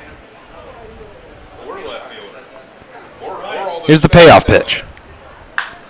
That's roped into left field. It'll get down. A one-hopper right in front of Carson Garner. For the second straight night, Ian Francis with a base hit. A nice shot there from Ian Francis. He's had several good swings in the past few games, and we're just waiting for him to have a ball fall in the right spot. But a nice shot down the left side of the line. He's really worked on his swing with Ben Kamenowski. Every single day, he's hours before everybody else at the ballpark. He's the first one there and the last one to leave, and it's showing off. Ian Francis is having a good end of the season at the plate. We talked about him in the pregame show yesterday about the importance of his defense and being a brick wall behind the plate. Catching the trio of Monarchs pitchers yesterday, and tonight Kevin Corti so far, but bringing it offensively. It's a pleasant surprise from your 9-hitter. Count 0-1 to Reese Longstaff, fouled off the first pitch. Still no outs in the top of the fifth. You gotta go up to Michigan tomorrow night and Locos game night. They might gotta take work for Kentucky Fried Chicken. You going to Michigan tomorrow? Ball gets away just to the left of Salvo. Ian Francis stays put at first. Longstaff feels that he was robbed last half inning on the play that tied this game. You can't let it get to your emotions too much, though, Jake. It's good to be aggressive, but you can't be angry or furious. 1-1 mashed into left center. It's going back to the warning track. It stays in play. And Reese Longstaff has a double and an energetic celebration from the Aussie. What a comeback there for Reese. Oh, he's beautiful shot off the wall. He is feeling himself. Francis wasn't quite sure if that was going to get caught or not. That's why he only got to third. A smart move, but nonetheless, you got runners in scoring position on second and third. Joe Quito's got to do a job here. He's got that in his mind. He's got to score a run. And how about that from Reese Longstaff? That's how you channel that anger and that aggression. You use it against the other team. What a shot. That one had more of a shot of going out than the first one from the Locos. Joe Quito flares it into left field. That'll get down. 2 runs will score. Quito on his way to second. A play at the bag. He's out. A 2 RBI single from Joe Quito. Thought he could leg it out to turn it into a double. And another put out by Garner in left. But let's not bury the lead. Oh, my God. 2 RBIs. How about that response from the Monarchs? What a shot. 2 back-to-back ropes. Actually, 3 hits in a row from the Monarchs. Starting with Francis, Longstaff, and then you got Quito. The Monarchs aren't phased as they're up 4-2 now. Those 2 were earned, Jake. Taking it right back to Lima. Tyler Nelson watches the first pitch strike come from Carter Dorn. That's no secret of Dorn. The first pitch strike is a key of his repertoire. Coming into that home series in Adrian, he was throwing first pitch strikes just below 75% of the time. And now about 69% of Dorn's first pitches go for strikes. But Jake, what do we Uber talk impressive. about? What do we talk about? It took 2, maybe 3 at-bats for the Monarchs to get adjusted and start really putting together some good swings. And you're seeing that third time around from Nelson, third time around from Longstaff, third time around from Francis and Joe Quito. No surprises here the Monarchs are putting together some quality at-bats. Ball in the dirt makes the count 2-1 to Tyler Nelson. 4-2, Monarchs storm back after facing adversity. Here's the 3-1. Chopper, left side. A bare hand play by Norton, but the ball might have gone foul. Yeah, it looked like it at the last second had a little spin and kicked over left. But Nelson would have beaten that out with his speed. He's got a long walk back. And he'll take his time. He'll take his time. He really likes to mess with this crowd here tonight. But Jake, that's how you bounce back from adversity. You don't let it haunt you. You bite down and you move on from it. And you turn it on its head. And credit to Francis, Longstaff, and Keto for stringing together 3 solid hits. Longstaff's was the most impressive off the wall in center field, which is 400 feet. So you could tell he was mad. What a response, though. A lot of mental fortitude. Ball 4, walks Tyler Nelson. Walked him on the payoff pitch. Jake, I was just about to say it might be time to visit the mound and talk things over for the Locos. Dorn having a great outing so far, but they are hitting him. And that has been a few walks in the past few innings. You would like to think that this might be Dorn's last inning as we do see some movement over there in the bullpen. But the Monarchs have the Locos where they want them. And when you got a guy down, you got to keep him down. You can never have too much of a lead, as we have 4-2 at the moment. But Gurgley senses that, and he was upset just like Longstaff over there in center field. So let's see if he can trigger that aggression.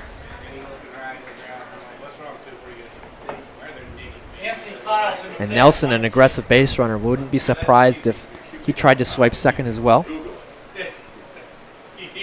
Still only 1 out in the top of the 5th. Nelson is on the run. The throw down is not in time. Just talked about it a few seconds ago. Not surprised that he took second. A nice aggressive move. And a smart one as well. He read my mind. Just so he gives Gurgley a chance to put him in scoring position and advance him with an RBI. The Monarchs work together as a team, and it's really special to watch. Gurgley did a great job of finding Green last night. Knocks the 0-1 to the right side. A tough play by Jaden Davis. Corralled it and made the throw over to first to retire Gurgley, but he did a job and advanced Tyler Nelson over to third. Good job, though, from Jaden Davis for staying down on the ball. We've seen the ball creep up a little bit, take a few bad hops, but stay composed and deliver it over to first. Monarchs still threatening, though, Jake. Man on third, 2 outs, 4-2. 2 outs and Tyler Nelson on third for Hayden Yatzak. Takes the first pitch ball. Low and outside. Yatzak wearing the half and half red and white cleats tonight for his Saginaw Valley State college team. Nelson almost on his way after that pitch bounced away from Joe Salvo. Not quite enough, though, Jake. About 10 feet that bounced, but not quite enough. Salvo had a good jump on that. Nelson would have been thrown out. 96 pitches. Oh, yeah, I saw that on the... And we just heard Dorn is up to 96 pitches. So you have to think that they'll try to let him get out of this one. 2 outs, but a hot shot right to the shortstop, Ty Gill from Hayden Yatzak. He pieced it up. Placement wasn't there. Nope, but another successful inning from the Monarchs. Starting things off with Ian Francis getting a base hit. And then you got to talk about that double from Reese Longstaff off the outfield wall at 400 feet. That's how you bounce back. And to cap things off, Joe Quito had a shot opposite field to score both of them. And that's how you bounce back for the Monarchs. That wasn't the prettiest previous inning.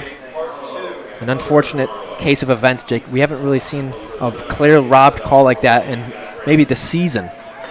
But that's how you bounce back. That's how you bite down and move forward. And the boys have done so. But why stop now? 4-2 the score going to the bottom of the fifth. They want the lights on. The umpire crew calling for the lights to be turned on here at Simmons Field. 8:34 p.m. at the moment, so definitely makes sense. Getting ready for that sunset, scheduled for 8:56 tonight.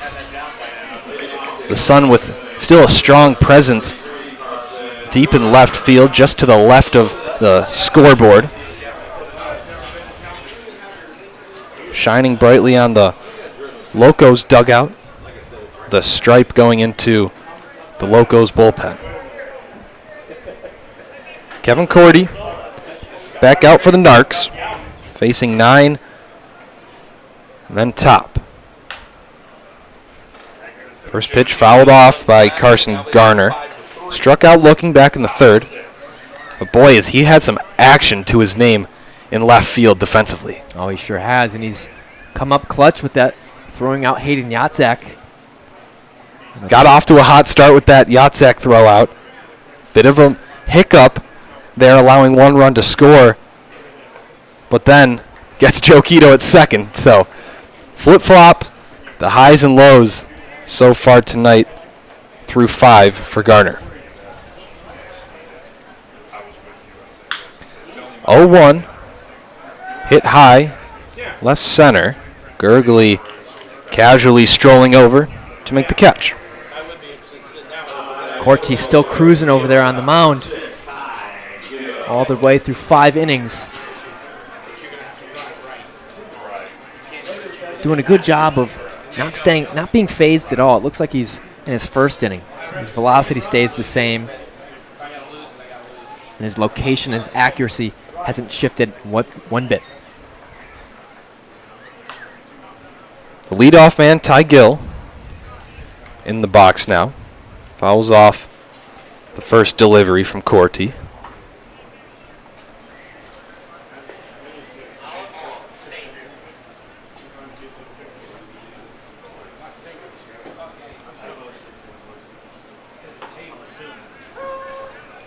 Make the count 0-2. Gill watched that one go by, and off-speed drops right into the zone. We've seen Corti do that all night. Start off way ahead. Grounder to Cothrell, an off-balance throw after the backhand play to get Ty Gill. A really nice play there from Cothrell, running hard to his right-hand side and throwing it across the body.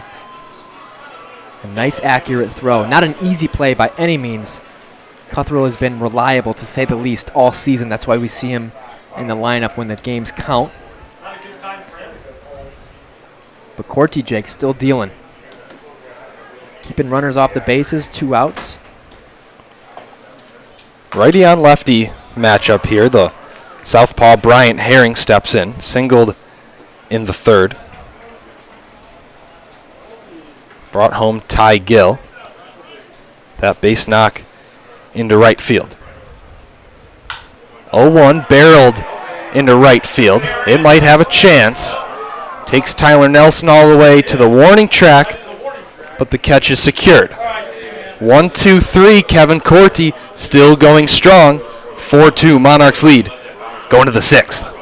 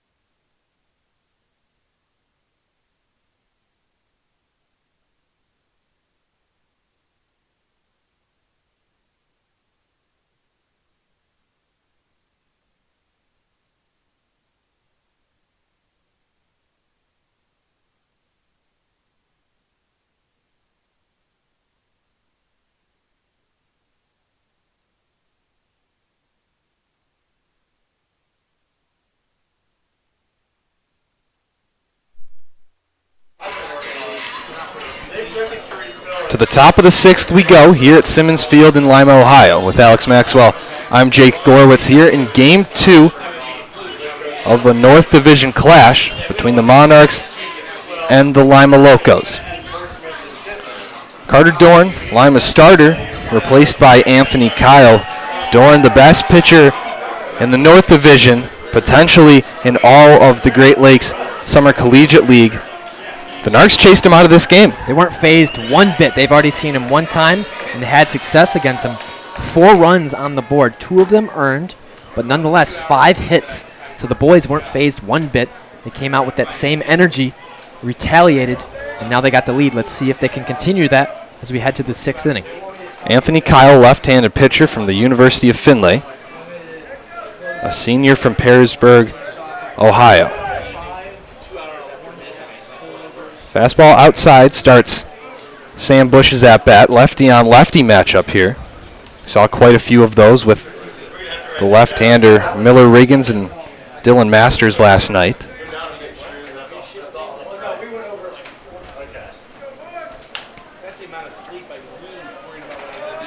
That pitch is fouled away out of our vision. Just escaped the ballpark, count 1-1.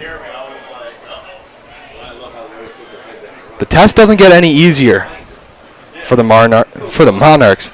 Anthony Kyle, a first-teamer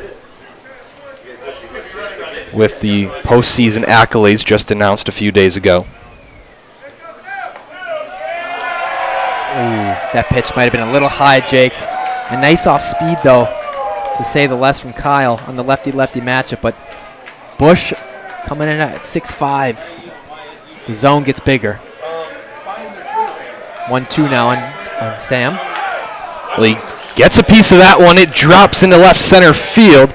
And Sam Bush, one of the few newcomers to this series, has his first hit. Way to rally back for Sam Bush. The crowd's booing you, hoping that you strike out. And a nice outside curveball from Kyle. But what does Bush do? He sends it to the left-hand side. That's what good hitters do, Jake. They find a way to hit to all fields. And Bush's hips were flying on that one. A nice at-bat from Sam Bush. A good bounce back at-bat. The Narcs not done yet. Leadoff man on in the top of the 6th. Henry Brown squares to bunt. Might have been a running bunt attempt. Pulled it back and takes the ball 1-0. But yeah, that's what I do is I tell you. Probably the year we're coming out and goes to the center. You know, the team. Because obviously Purdue has been kids taking the game. Right. You're breathing in the team next year. Bush takes a strike, evens the count 1-1. Did I say Bush? You said Bush. It's Henry Brown. Might have meant Henry Brown there. Bush is on first base. Aboard with a single. Yep. Blooped one into left center. Oh, that was a good hit. No, I'm not calling that a blooper. It dropped in there nicely. Dropped in there. A nice line drive. See Josh right next to Rob. There he is. And it looks like he's got his championship hat on. They were pacing him out. He's got one right there. 1-1 put into foul territory. There's Rob. There's Josh. Josh has got his championship hat on. Monarchs have doubled the Locos on the scoreboard and in hits. Yeah, I've seen that. I've studied that picture more than And once. perhaps an even more key stat, 100%. 2 errors for Lima to 0 He's wearing all white. from the visitors. Yep. Yeah. And you can't have that in these tight moments. Because I didn't think he was coming. I said, Certain situations, you can't fumble the ball. thanks for coming. 2 errors on the board, like you said, Jake. 4-2, the Monarchs lead, though. Swing and a miss. Down goes Henry Brown. He nods his head. He knows that he just... A big fastball that Brown took a big hack at, but he went down swinging. 1 down now. I saw him driving down the street. The man on first. a while back. Sandon Cutthroat up to bat now. He was on the sidewalk. Steps on I in. will say that. But like this, where there's no sidewalk, he's, Anthony Kyle throws over. A head-first dive back to the bag by Sam Bush. He's in there safely. He's coming in from Metcalf, like from the downtown area towards here. Second consecutive lefty on righty matchup.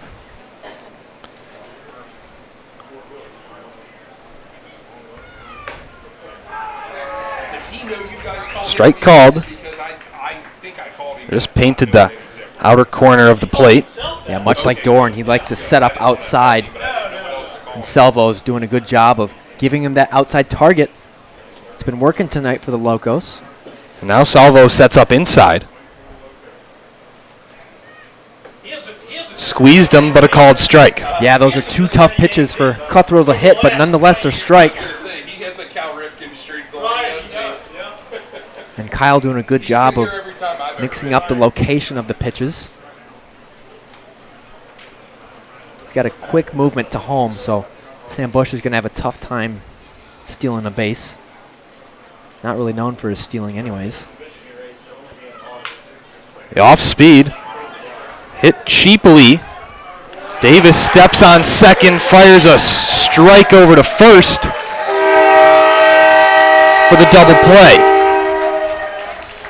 That was a good turn up the middle, Jake. To get a speedy Sandin Cutthroat out is not easy.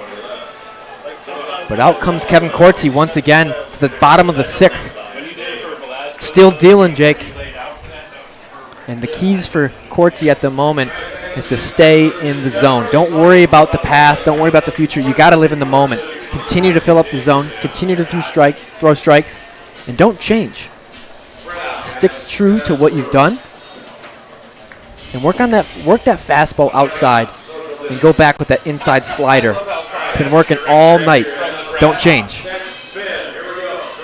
Kevin Corty has had some battles throughout the night, but not quite as many as Carter Dorn faced from the Monarchs bats. And I think that's a big reason that we saw Dorn go out of the game after 5. 97 pitches, 58 of them went for strikes. Only 2 earned runs out of the 4 that the Monarchs have on the scoreboard. You can't be upset with that outing, but for the North Division Pitcher of the Year, the pitching prospect of the year, in a decisive Game 2. Well, unfortunately, he didn't get a lot of defensive help, right? 2 errors to his name, 2 unearned runs. That's why it's 4-2 Monarchs lead. 4-2. Half of them were unearned, like I said. But the Monarchs have capitalized off that. They fed off of that. And Jake, that's something you can't really measure as a stat. The Monarchs fed momentum from those errors, right? And that really went against Dorn. Gave him less of an opportunity, less rhythm, less confidence. So when you can't help out your pitcher, bad things happen, and the Monarchs pounced on that. And who would have thought that Jaden Davis home run, or maybe not so much, would have perhaps went in the Monarchs' favor? Right. Talk about momentum. Like a slingshot, yeah. You go backwards to go forwards. Absolutely, a little Jake. backfire situation. Yeah, but that's what you do with adversity. You don't let it mangle you. You bounce back. A wacky play. Sawed off DJ Jackson. It deflected and ricocheted off maybe the glove of Kevin Corty or the mound. Took a weird hop and went down the third baseline. DJ Jackson, nonetheless, is on at first. Yeah, he hit it off the end of the bat, and it took a funny spin, and it was like a chip shot for golf. A lot of kickback, and it is a hit, Jake. Corty couldn't field it well, but DJ Jackson doesn't really care. He's on first with a single, an infield single. Brennan Norton steps in, goes after the first pitch, maybe a double play. 6-4-3 goes off the tip of Sam Bush's glove into the Monarchs dugout. Sam Bush can't believe it. He's caught a million of those balls in his lifetime. A great turn nonetheless from Henry Brown and Sandin Cutthroat. Brown stayed down and had a great underhand flip to Cutthroat. Cutthroat delivered a beautiful strike over there to Bush. And Bush stretched there. He would have beat him by a step and a half, but it just tipped off his glove. We used to rave about Sam Bush's fielding ability. This is a rare error from Sam Bush. And that is something that's going to cost the Monarchs. Always find a way, Jake. They always find a way. So the Monarchs got the lead runner in DJ Jackson, but Brennan Norton advances to second after that ball goes out of play. A fly out to right field there from Jaden Davis. And Tyler Nelson gets it in quickly to keep Norton at second. Nelson did a good job, Jake, like you alluded to, getting the ball in quickly. And he's got a cannon. Took a one-hop taquito all the way from the deep right field position that he was in. And Corty's still doing a good job of dealing and keeping the momentum and establishing his pace, something that a lot of pitchers struggle to do. Corty has had no problems tonight. Still 4-2, the Monarchs lead with 2 outs. Man on second in the 6th inning, bottom. But Isaiah Velasco, 2 for 2, steps in. Left-handed batter facing the righty Corty. Time is called. Looks like Velasco stepped out of the box. A lot of umpires won't give you that.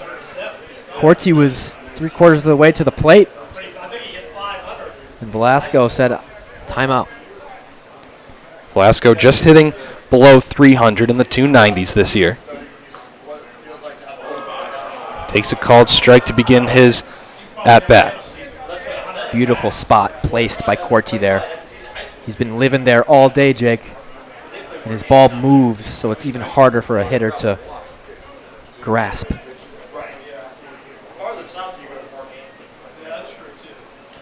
Corty sets at the belt. Francis set up outside. Here's the pitch. Missed his spot, went inside. Down low, count 1-1.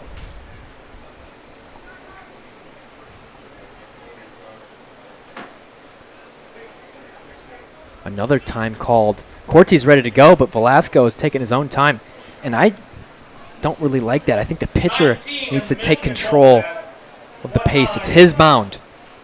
And everyone else is living in his world. Well, not if Isaiah Velasco has anything to say about that. You saw some extra pop on that. My goodness. And he blew it right by him. Count 1-2. Corty's sitting in the high 80s, low 90s, generally with his fastball. Now with the 1-2, wouldn't be surprised if he goes with that off speed. He does, and he gets Velasco to chase. That ends a mini Locos threat in the bottom of the 6th. Score stays the same, 4-2, going to the top of the 7th. We're not sure whether Corty will come back out for more work, but either way, Alex, 6 big innings. This is what you asked out of him. Continue to fill up the zone, give your defense a shot, and limit the damage, really. He hasn't given the Locos anything to hit. He strategically places his pitches outside, high and in, low away, inside. And he's constantly moving, whether it's a lefty or a righty. The ball moves a lot as well. He's unpredictable, and above all, he's confident. He's found his rhythm. He's found his groove, and he's frustrating the Locos hitters. You can see that they don't have any groove or mental approach or any advantage, really. They're not familiar. That's what it is. They're still not familiar with Corty's pitches, his location, and his cadence, right? And this is the time of the game where you would think that would start to change. Right. That second, third at-bat facing the starter in Kevin Corty. Yeah. That's what the case was facing Carter Dorn tonight, and even Miller Riggins last night. Yeah, he's a mysterious pitcher, you might have to say. You still don't really know what he's going to throw or where he's going to throw it. And a guy like that is difficult to manage. And that's impressive to go 6 straight innings, only 2 runs. And they did have some good hits a few innings ago, but that is definitely slowed down. A really solid pitcher all season, and no surprise that he's doing it once again here when it matters. 4-2, the Monarchs lead, Jake, like you said.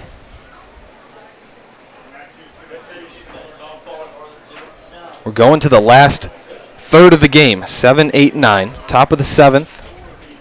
Ian Francis has been a star this series. Takes a fastball high, count 1-0. He singled and scored back in the 5th. And singled last night in the 7th. Not known for his offense, but we talked about it earlier, Alex. He's been working on that swing every day with head skipper Ben Kamenowski, and now it's paying off when it matters most. Boy, has it. 2 hits when it matters. He's hitting the ball hard. That's the different thing. When a guy hits the ball hard consistently, that's dangerous. Strike goes against Ian Francis. Big deep breath from Anthony Kyle. Here's the 1-1. Outside. Anthony Kyle really favoring the fastball so far in his brief outing.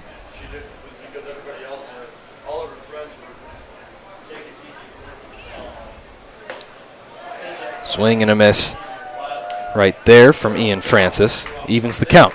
A real eager, aggressive swing there from Francis. His confidence is growing, and you can sense it. But nonetheless, a swing and a miss. Called third strike. Ian Francis not a fan of the call, but Anthony Kyle doing his best to keep the Locos in this game. Yeah, Anthony Kyle went inside there, and Francis likes to crowd the plate. He didn't really like that, as he had to scooch back a tad. But a good piece of pitching there from Kyle. Not being afraid to go inside, and he got that strikeout from Francis. Back to the top of the lineup with Reese Longstaff. He got a taste of revenge his last time up with a double and eventually scored. He's scored 2 of the 4 Monarchs runs tonight. 1 in the 3rd. Most recent in the 5th. Jake, we've needed Longstaff to step up through various times of the game, and he's done exactly that, not only offensively, but defensively, and on the base paths as well. There's a reason why he's the North Division Player of the Year, doing his thing. So it's first teamer on first teamer here, Anthony Kyle and Reese Longstaff. Kyle with the upper hand so far, make the count 0-2 after the foul ball to the backstop.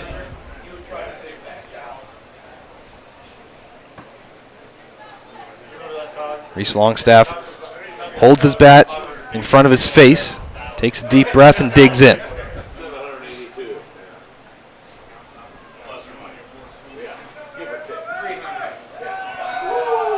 Fastball just a tad inside. I was pretty close to where Ian Francis was rung up. That's the first thought that crossed my mind. Yep, that's exactly what I was thinking too, Jake.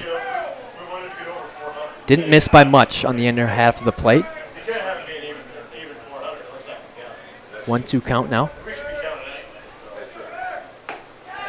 That's the called third strike. Longstaff has his palms up. Unsure of the placement on that pitch, but back-to-back backward Ks for Anthony Kyle. Yeah, Longstaff is saying that's exactly where that last pitch was. It was very similar in location, but nonetheless, 2 strikes. A good pitch by Kyle, though.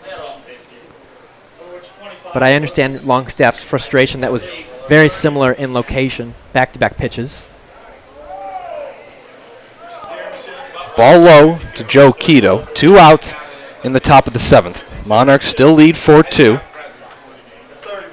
Went quiet in the 6th, but regained the lead in the 5th with a 2-run effort. Quito takes a strike. Count 1-1. Looked like a good frame job from Selvo there to really sell that outer part of the plate.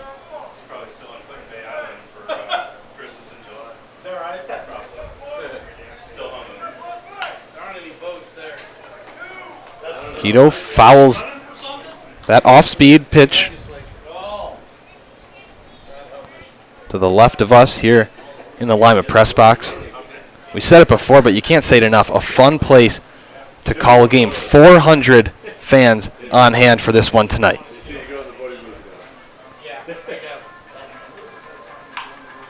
Quito sends it to the opposite field. The off-balance throw. Got Quito. Brennan Norton took it off a tough hop right down the third baseline. He was off balance, leaning to his right, leaning to the Locos dugout. Still got it over to DJ Jackson in time. Really shows you the arm strength he had there. Jake, that was a tough play to his backside. And he got a speedy Keto out. No problem, really. I mean, that was a really nice play. You heard the SportsCenter top 10 little jingle there. Yeah. But we are up, stretching around in the 7th inning. Having a ball. Monarchs still up 4-2. Kevin Cordy to the bottom 7, yeah. back out for another frame. Still dealing. And I wouldn't even touch him.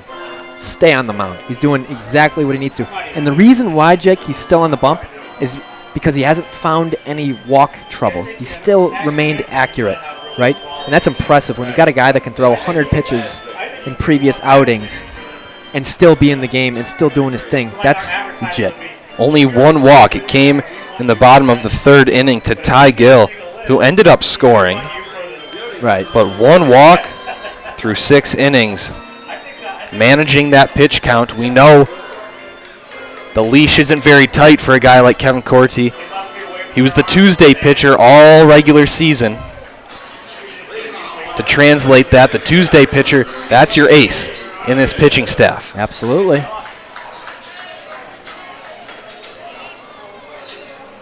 So it's 7, 8, 9. Jake Hutchins, Joe Salvo, Carson Garner due up for the Locos. Hutchins thought about it, didn't go, but a called strike.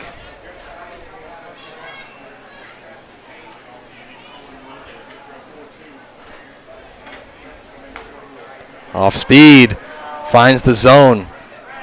Slid right from the left half of the plate to the outer part. Yeah, that's his best pitch right there. So difficult to time up.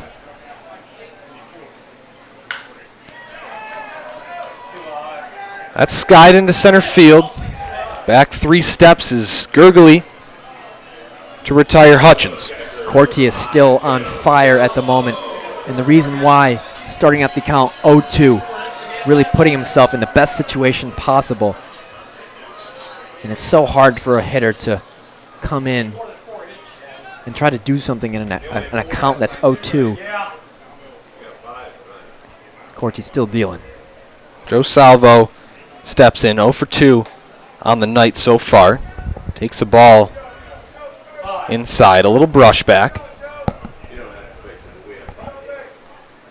4 hits through 6 1/3 for the Locos. That's matching their hit total from last night. And for the 2nd straight night, Monarchs have as many runs as the Lima Locos do hits. That is pulled down the 3rd baseline, foul. Would have been extra bases if it found green. Yeah, nice piece of hitting there. Really unfortunate that it didn't find some green. Josh is in white from head to toe. We haven't really seen a lot of good swings lately from the Locos, but Hands look a little more gray, but that's and once again, Jake, Corty ready to throw, but a Locos batter steps out.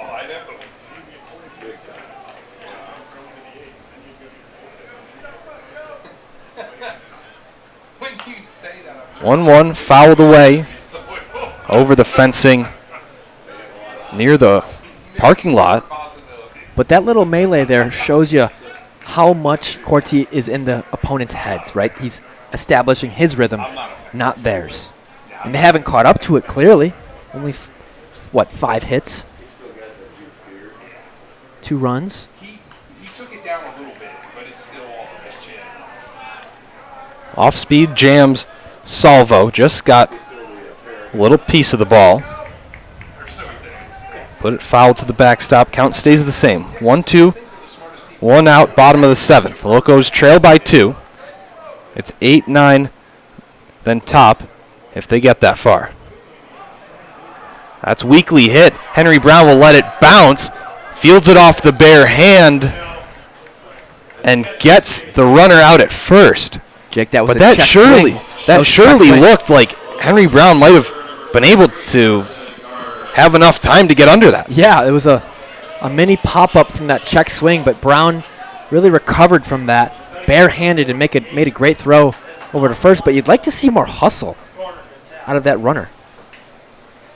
I mean, he was out by a step and a half. I'm not sure that Salvo knew where it went. Yeah. Salvo might have lost it in the lights. Count 0-1 after the foul ball by Carson Garner.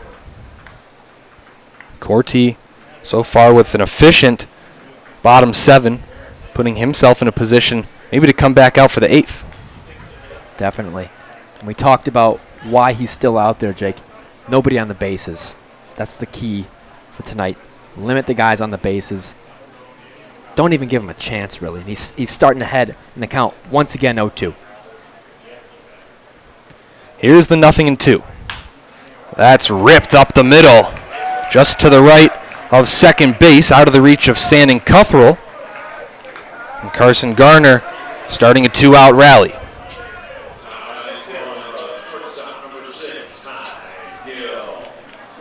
Nice piece of hitting from Garner, the bottom hitter. Now this is a big out here for Corti if he wants to continue in this game to save his pitch count and his energy. But a tough out Ty Gill will be with 2 outs here on a man on first. Ty Gill goes after the first pitch. Some deceiving contact deep into left. It'll bounce right in front of the warning track. The relay home from Henry Brown is skied. Throw over to third from Francis. Got him! An RBI double by Ty Gill, but he's thrown out at third by Ian Francis. That ball was smoked into left center over the head of Longstaff, who's got a great read and some speed over there. So now the score is 4-3, but a smart heads-up play from Ian Francis to get the runner at third. Huge, Jake. Imagine if that wasn't, they're still hitting this inning with a man on third. This game might not be a lead anymore. But Corti's still ahead with the score being 4-3. But Gill, we were talking about, Jake, he's one of the more dangerous batters in this Locos lineup. Showing us why there. Opposite field, some power, trying to stretch a double to a triple. Maybe a little overzealous. Ty Gill coming up large, but you already have some 2-out magic going between Garner and Gill, and took away the chance to hand over the keys to Bryant Herring. 4-3 the score, going to the top of the 8th. Monarchs still have the lead, but a little bump in the road for Kevin Corti in what has been a gem of an outing through 6, and then stumbles out of the 7th. Anthony Kyle still on the bump for Lima. Throw down from Salvo. Tells us it's time for Tyler Nelson to step in. 3-4-5, Nelson, Gurgley, Yatzak. The due-up for the Monarchs. The lead was cut in half. An RBI double by Ty Gill. This is the part of the lineup that you want up if you're Coach Kamenowski and Coach Lord to get that run back. Fastball away, just above the belt to Nelson. Jake, we always talk about no lead being too big. 4-3 is the current state, but 5-6, 7-3 would be nice and comfortable. Kyle locates the zone with that fastball. Count 1-1.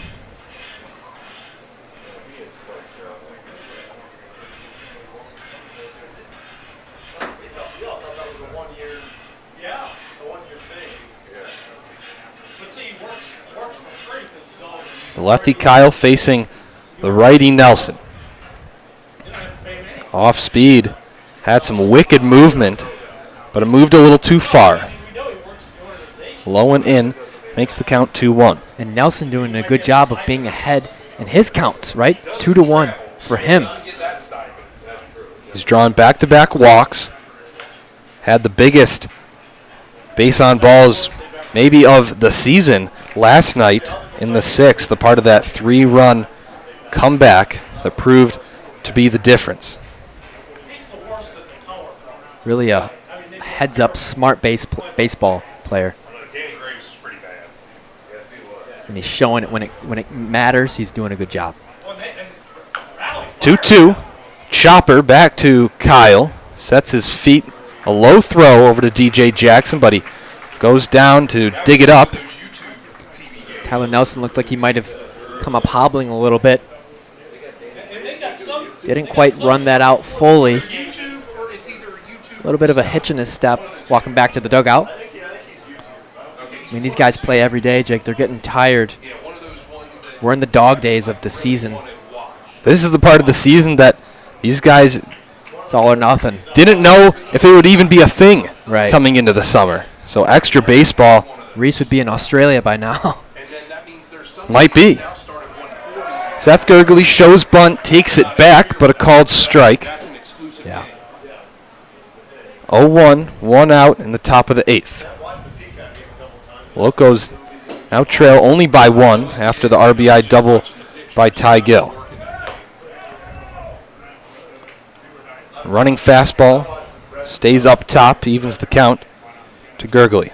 Much like Nelson, Gurgley does a good job of staying disciplined, not chasing those high pitches that Kyle has.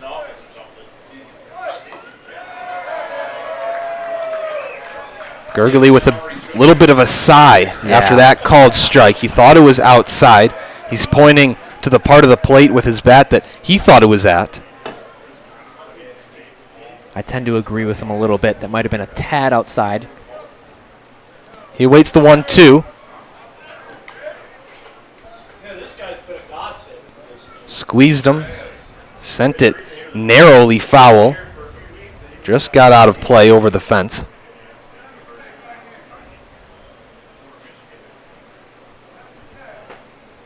And we go back to the 1-2.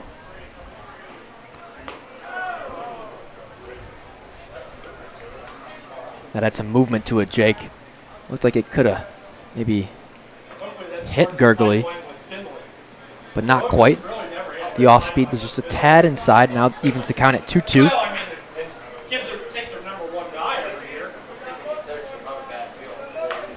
Oh my goodness, that ball was smoked to the left side. Nobody had time to react, but thankfully it didn't catch anybody. In foul territory. Foul territory. To make that clear. Yes. Gurgley a little behind on that one as it was inside. Kyle doing a good job of mixing up the location and eye level in this at-bat. But good fight from Gurgley. Gets a piece of that, sends it into opposite field, and it drops right next to the foul line in front of Carson Garner. Seth Gurgley has his first hit of the night. That's a big-time at-bat from Seth Gurgley. Not going down easy, fouling off many pitches, taking balls, and taking that outside pitch to the opposite field. Jake, I talk about that all the time. Seth is one of the best players we've seen all season at doing that. Really showing you why he's such a threat. He can hit it to any direction. An excellent at-bat. That's why the Monarchs are in this game. We always talk about pro tools in this league, and those pro tools came into effect big time when it came time for the All-Star festivities. And Seth Gurgley, he's a guy that I know you and I both think have pro tools, but he gets crossed up right there. A line drive by Hayden Yatsek right to Jaden Davis caught Seth Gurgley in his tracks. He was on his way to second, and the throw back to Jackson at first doubled him up. I'm sorry. That's the broadcaster's jinx right there. I'll take credit for that. I'm sorry, Seth. I mean, that was just nothing you could do there. Yatsek just hit an absolute rope to second base, caught Gurgley in his tracks as he likes to get a big secondary. But what do you do if the ball's in the air? You freeze, and unfortunately, Gurgley didn't have enough time to get back to first. It's been the case with the Monarchs in many at-bats tonight. A lot of good swings, but oftentimes right at a guy. So this lead now 4-3 still. As now we're getting serious, Jake. We're getting to the back half of this game. Bottom of the 8th. Still 4-3. Corti on the mound, still doing just fine, but the leash has gotten a little tighter, a walk or two and maybe a base hit or two, he might not remain in the game, but to this point, Jake, he's been lights out. Kevin Corti showing why he was the choice to start Game 2 here on the road in Lima. A thriller it has been. We predicted back and forth battles. We saw it last night. We're getting it once again tonight at Simmons Field. So glad everybody can join us. Thanks so much for moving over to the radio broadcast here on the road with us. Alongside Alex Maxwell, I'm Jake Gorwitz on the call for this Game 2 of this best-of-3 series here in the North Division. Winner goes to the championship. Monarchs 1 win away. It could come tonight. If Lima ties it up, the series will flip back over to where it started in Adrian, Michigan, on the campus of Siena Heights University tomorrow night. Bottom of the 8th, here we go. Kevin Corti still on the bump, facing the number 2 hitter, Bryant Herring. Jake, this is when things get serious. To win this game, you got to lock in. You cannot afford to make any mistakes going forward. And Kevin's got to be lights out on the mound. 2 straight fastballs missed way outside. Makes the count 2-0 on Herring. 1 for 3 so far tonight. This is his first action of the series.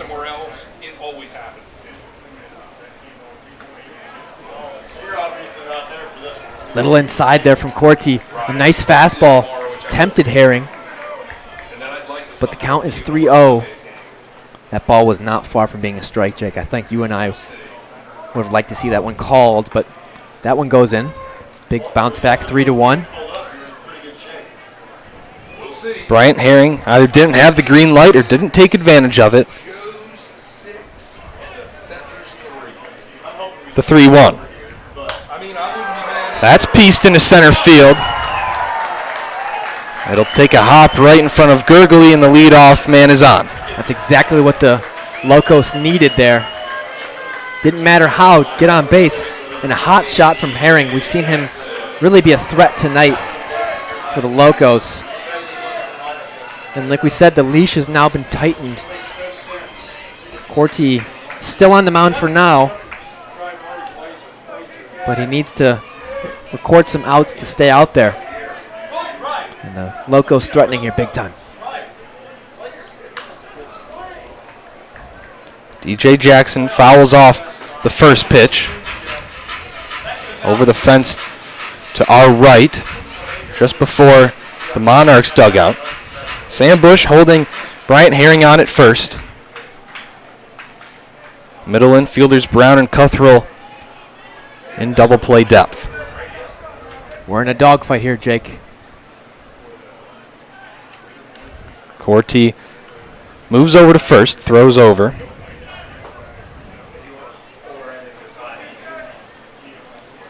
(4-3) the score. It's been a back and forth game all night long, as it was last night. Ball in the dirt, inside, makes the count 1-1. Monarchs took the lead. Locos tied it in the 4th. Monarchs took it right back, but the 2-run lead was cut in half in the bottom of the 7th. The off-speed barely misses right around the belt to DJ Jackson, and the count's 2-1. Some of the Monarchs players had their hands in the air, really wanting that call. Didn't miss by much, just a tad high for the umpire's liking. That is turned on and crushed into deep left field. And that stays in play. Went to the corner of left field. DJ Jackson thought that was out of the yard. And potentially Bryant Herring did too. He only made it to second base. Jake, that is a big mistake there from Herring. He didn't run. He made a huge mistake. He thought that Longstaff was going to catch that, and he stayed halfway. The coach was frustrated. He could have potentially got to third and maybe being a little aggressive scored. But instead, he's at second base, And that's the end of the night for Kevin Corti, just as we were talking about. An excellent performance that was from Kevin. But coming in, we got Jalen Jones from the bullpen making his way from right field. And he's got a big-time situation on his hands. Man on first and second, nobody out. Herring really made a mistake there, my goodness. That ball was to the wall, and he only advanced one base. Are you kidding me? That's the deepest single I've seen in a That's while. amazing. I mean, I don't know what he was thinking. That is completely unacceptable in this facet of the game. That's going to limit. It's just remarkable that a ball to the wall can only be a single. Almost a home run. That had more of a chance than the first one did, by the way. We thought that it had a legit chance to leave the ballpark. Our vision was a little bit obstructed by the top of the Locos dugout to our left. But it just stayed in play. Longstaff got it in as quick as possible. Jake, the score is still 4-3.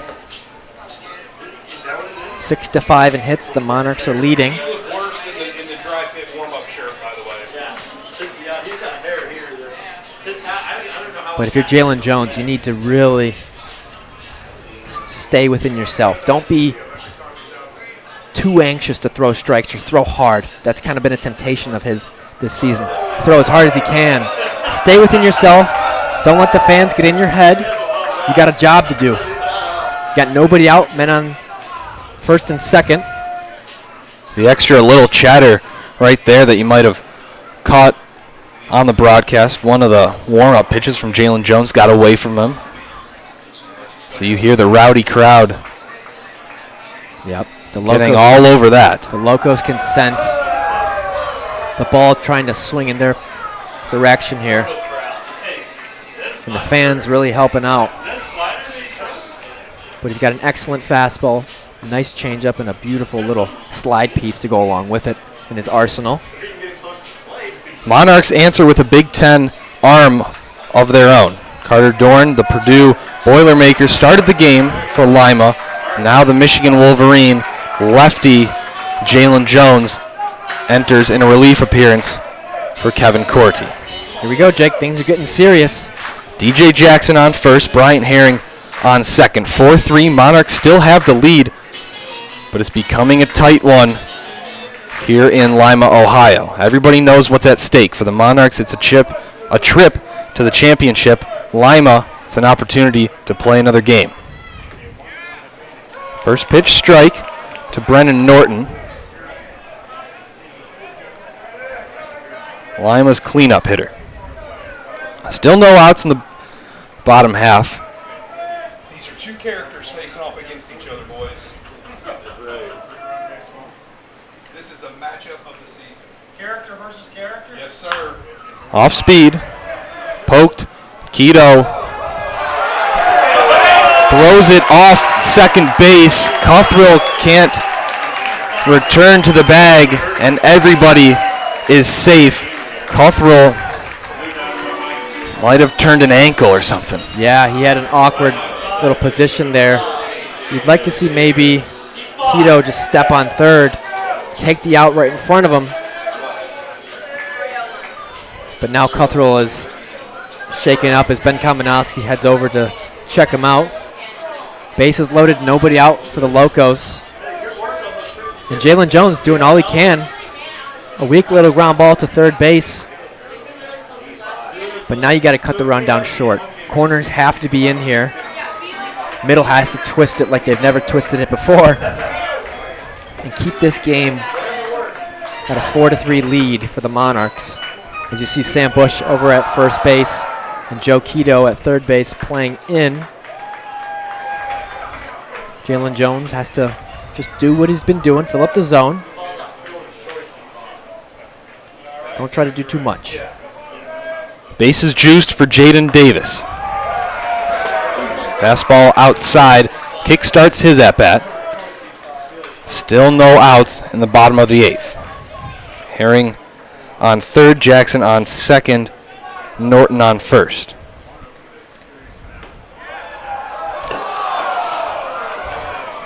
Fastball locates the zone, and a good pitch there by Jones. Oh, yeah, big time. Inside, the fans didn't like it, but that was a strike nonetheless on the inner part of the plate.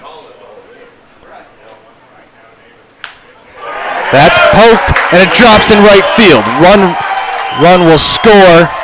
DJ Jackson rounded third and stumbled, but the game is tied, and the bases are still loaded. Yeah, that's one right there where Herring's base running mistake already cost him. Jackson would have scored if he got a double off that hit. But anyways, 4-4. Bases still juiced, nobody out. Jones been put in a tough situation here. And the Locos can smell the blood in the water here. Velasco has had 2 good hits tonight. Still corners in for the Monarchs. Trying to cut the run down short. Lefty on lefty matchup. Fastball runs high from Jones to Isaiah Velasco. 2 for 3 on the night. Started this evening with 2 back-to-back singles in the second and fourth. Has a chance to bust this game wide open. Fastball just touches the bottom of the zone. Fans don't like it. That was a strike. That was a normal fastball. I don't know why the complaints and the shaking the head from Velasco. That was right at the knees.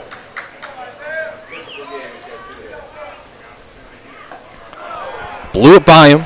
Make the count 1-2. This is a huge out here, Jake, because it gives you the chance to really get a double play from any position.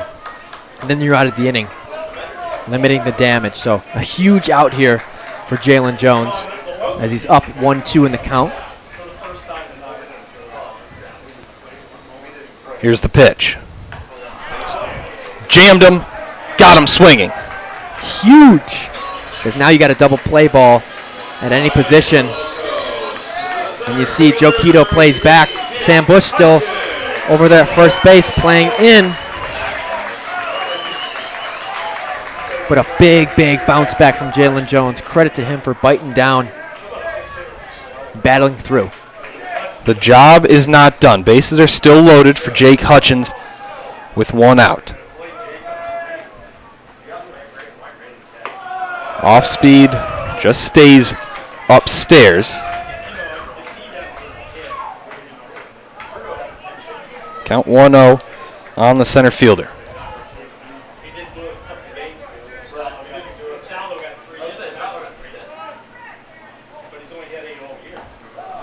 That's that Jalen Jones heat right there. Blew the fastball by him. A great bounce back pitch once again. And that's all Jalen Jones needs to do is find the zone and really let his stuff do the work. A beautiful fastball blew it right by Jacob Hutchins.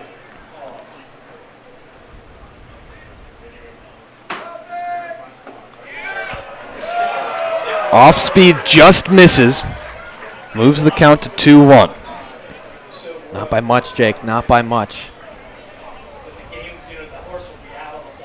So now it's Jackson on third, Norton on second, and Davis joins the party on first.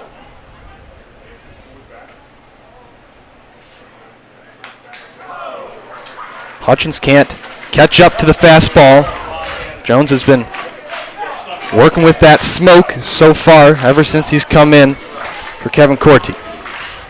We've seen Jalen get into the 94, 95 this season. And it looks like he's sitting there tonight.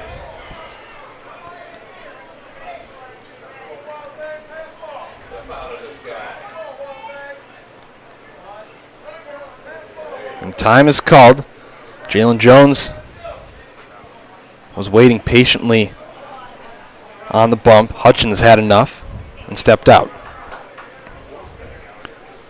2-2 count, 1 out, tie ball game in the bottom of the 8th.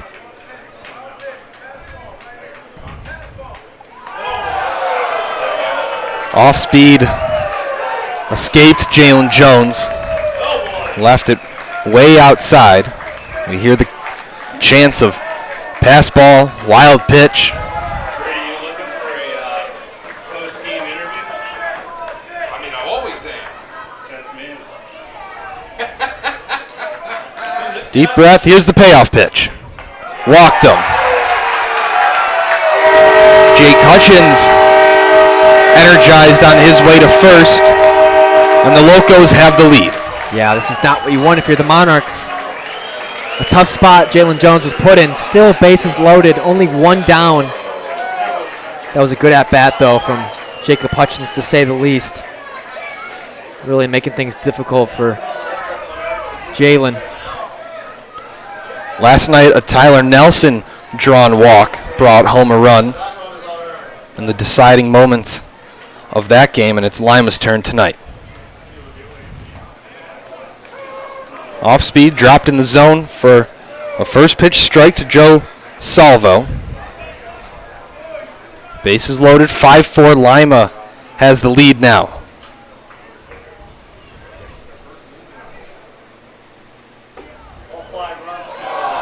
Nice pitch there from Jalen Jones. Two beautiful pitches. First off with the curveball, and second with the low fastball. Fans aren't happy. But a good bounce back at bat from Jalen Jones. For them, it's a real shame that guy's going to probably get the loss. And he's way ahead. He don't deserve that. The time is called once again. We saw Hutchins call time, and Salvo does the same. A little Joe Salvo magic, The 0-2 delivery, off speed, fooled Salvo, but he fights it off. Sends it foul just over the backstop. That was the right pitch there if you're Jalen Jones. 0-2, go to that beautiful curveball that has been a menace tonight. Just needs to find the zone consistently.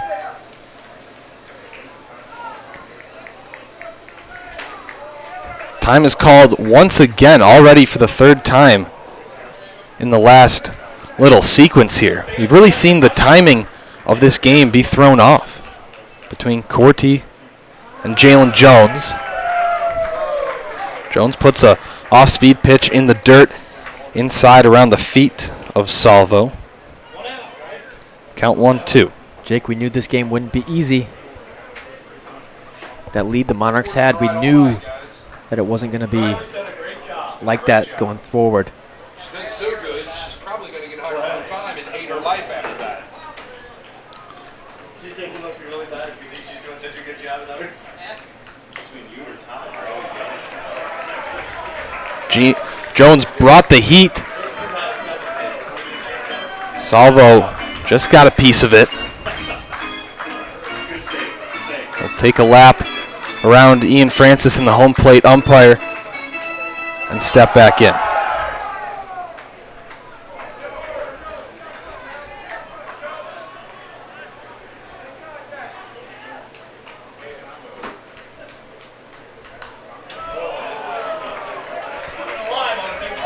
Salvo couldn't fully connect with it. Another foul ball into the fence in front of us and behind him. Count stays 1-2. Not going down easy, Salvo is.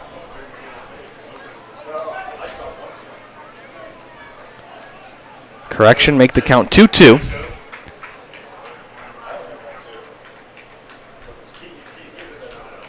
Here's the delivery. In the dirt, swing and a miss, but another run will score.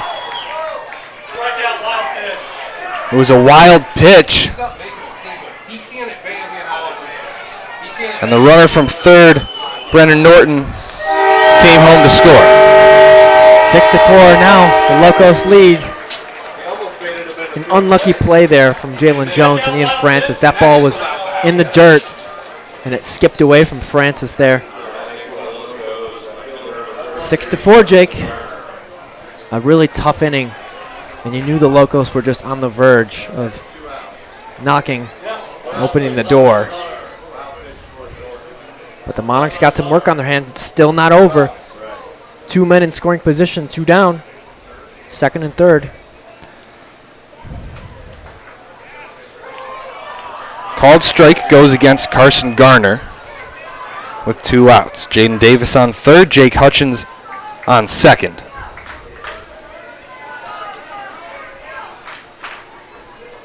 The Here We Go Locos chants emerge from the crowd. Everybody's doing their best to throw off Jalen Jones.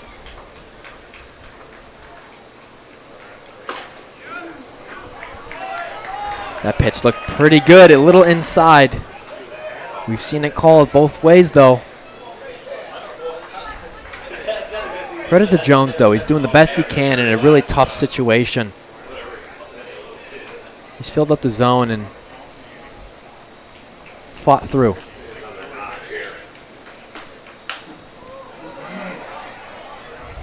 Garner pops it foul. Count 1-2. And you're right, Alex. Jones inherited a tough situation. Back-to-back singles by Herring and Jackson to end Corty's night, and you really wish it didn't have to end that way for someone that was wheeling and dealing all night long until the very end of his outing.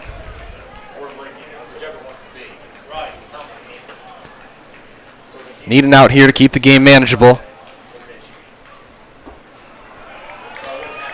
Off speed, slow out of the zone. Ties up the count 2-2. Didn't miss by much. But this is a big out here for Jalen Jones to get out of this inning, minimizing the damage.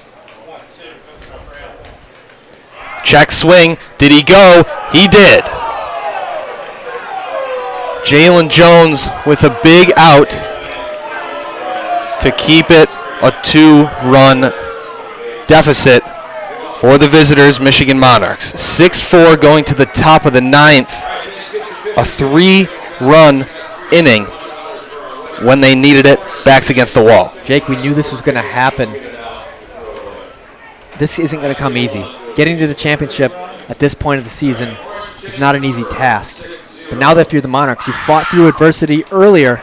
Can you fight through it again? And the boys, when the lights have been on, they've come to play. Anthony Kyle returns to the bump for the Locos. And last night we labeled this series New versus Old. Lima, an original member of the Great Lakes Summer Collegiate League, a team that was in the championship last year, fell to the Hamilton Joes, who are in the South Division semifinal. But Lima's been here and done that. Monarchs had a great season in 2017. Took the division, but was bounced in the first round. Yep. But Jake, the moment isn't too bright for these Monarchs. They've bounced back several times this season, not to mention tonight. So you go back to that 2-run home run. Excuse me, 1-run home run. 6-4 the lead is. 5-4. It's still a lead, but makes it that much harder. But if you're Sam Bush, you can't be too aggressive here. You might want to let a pitch go by. Be conservative. It's all about one at a time. And piece something together. 6, 7, 8. Bush, Brown, Cuthrell. Bush takes a fastball in. Count 1-0 to start the top of the 9th. Locos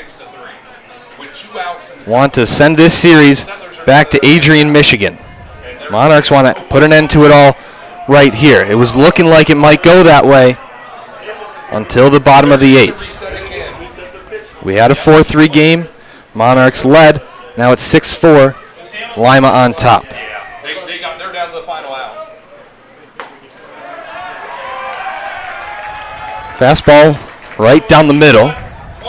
Count 2-1. It's a fine take there from Bush. Let him throw a strike before you pull the trigger.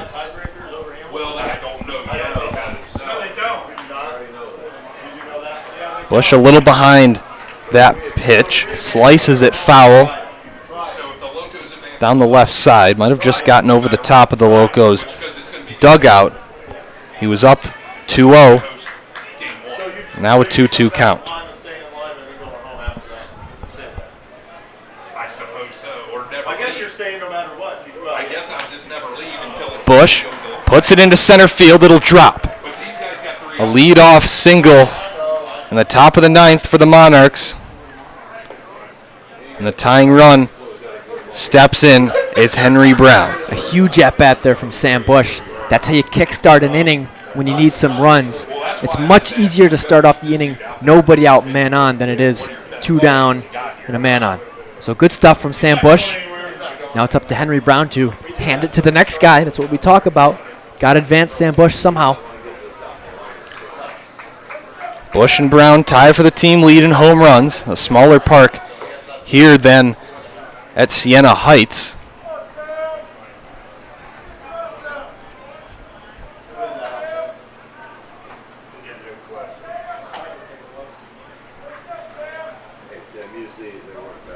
That's Patrick. That's Patrick Dillon. The 1-0 You can tell by his fluffy hair. fouled off by Brown. That's Dillon in the bullpen. Cuthrell on deck. Ian Francis in the hole. Then it's the top of the lineup.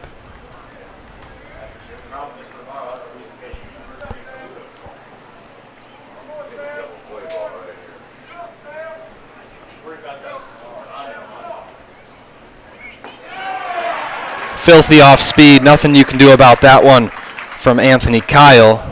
Count goes 1-2. A really nice pitch selection there. Fooled Henry Brown. He didn't even attempt to swing. Some mind games so far. As Kyle takes a throw over to first, trying to catch Sam Bush sleeping. But Brown really needs to advance the runner here. Any way he can. Another foul ball by Brown. Gillen Davis at short and second in double play territory.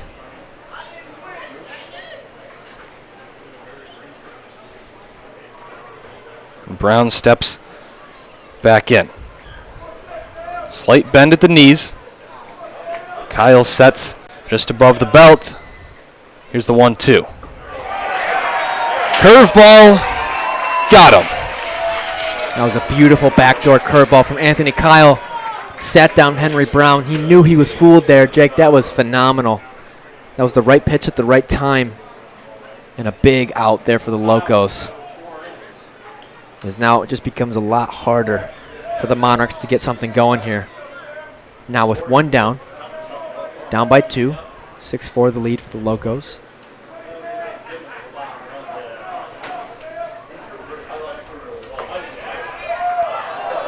Fastball just missed inside to start Sandon Cuthrell's AB.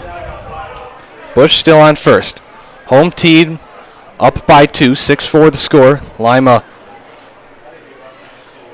leading the Michigan Monarchs. Final in Hamilton, the Joes win it 6-3 and advance to the championship.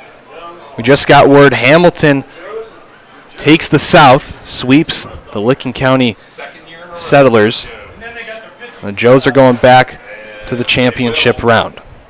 They will for the second straight year. Have Makes a day off tomorrow that much more important and helpful. Oh, yeah. Dude, I didn't think they were going to play until I was thinking there was going to be a doubleheader. 1-0 goes right by Cuthrell. It just proves you can't Count look at 1-1. and trust it. An aggressive swing there from Walk outside Cuthrell. and go, okay, it's either dry or wet. Kyle beat him with that beautiful fastball of his. Kyle's really starting to find his groove here in the 9th inning. Once again, going over to check on Sam Bush at first. You can't look like the day in advance. But Cuthrell really needs to get a base hit here Correct. if the Monarchs want to survive. That is correct. If Michigan Cuthrell somehow wins, 1 for 3 they will start it tomorrow in Hamilton. That is correct. so far tonight. Takes another strike. That curveball is starting to heat up. It's only getting better as the game goes on. It's less than four hours. But not by a lot. As Cuthrell awaits the 1-2. Be ready for them to complain about wanting to make it 3 hours. blew it by him, and there's 2 outs in the top of the 9th. Anthony Kyle was just more dominant in that at-bat. A beautiful curveball, fooled Cuthrell, and then he went back with that fastball. We just said, Jake, he is on fire at the moment when it matters. Some really impressive pitching so far in the later half of this game from Anthony Kyle. What a good change it was from the pitching coach. Monarchs down to their last out. It's Ian Francis, steps in, lefty on righty. And a first pitch strike in the inner half of the plate. Francis represents the tying run with Sam Bush at first. And if Francis can get on, then he turns it over to Reese Longstaff at the top of the lineup.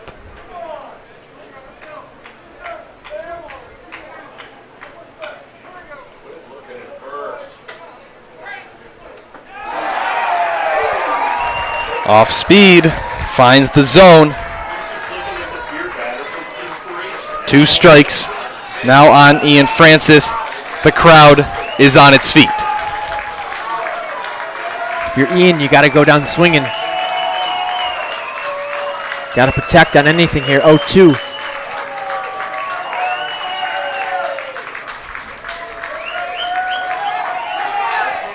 Sawed him off, broken bat.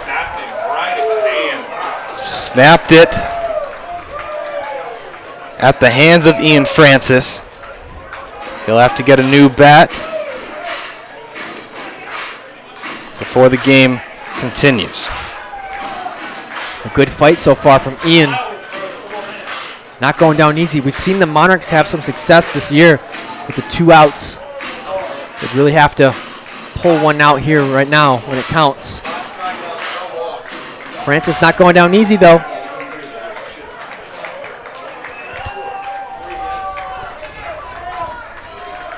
Francis down in the count, 0-2 to Anthony Kyle.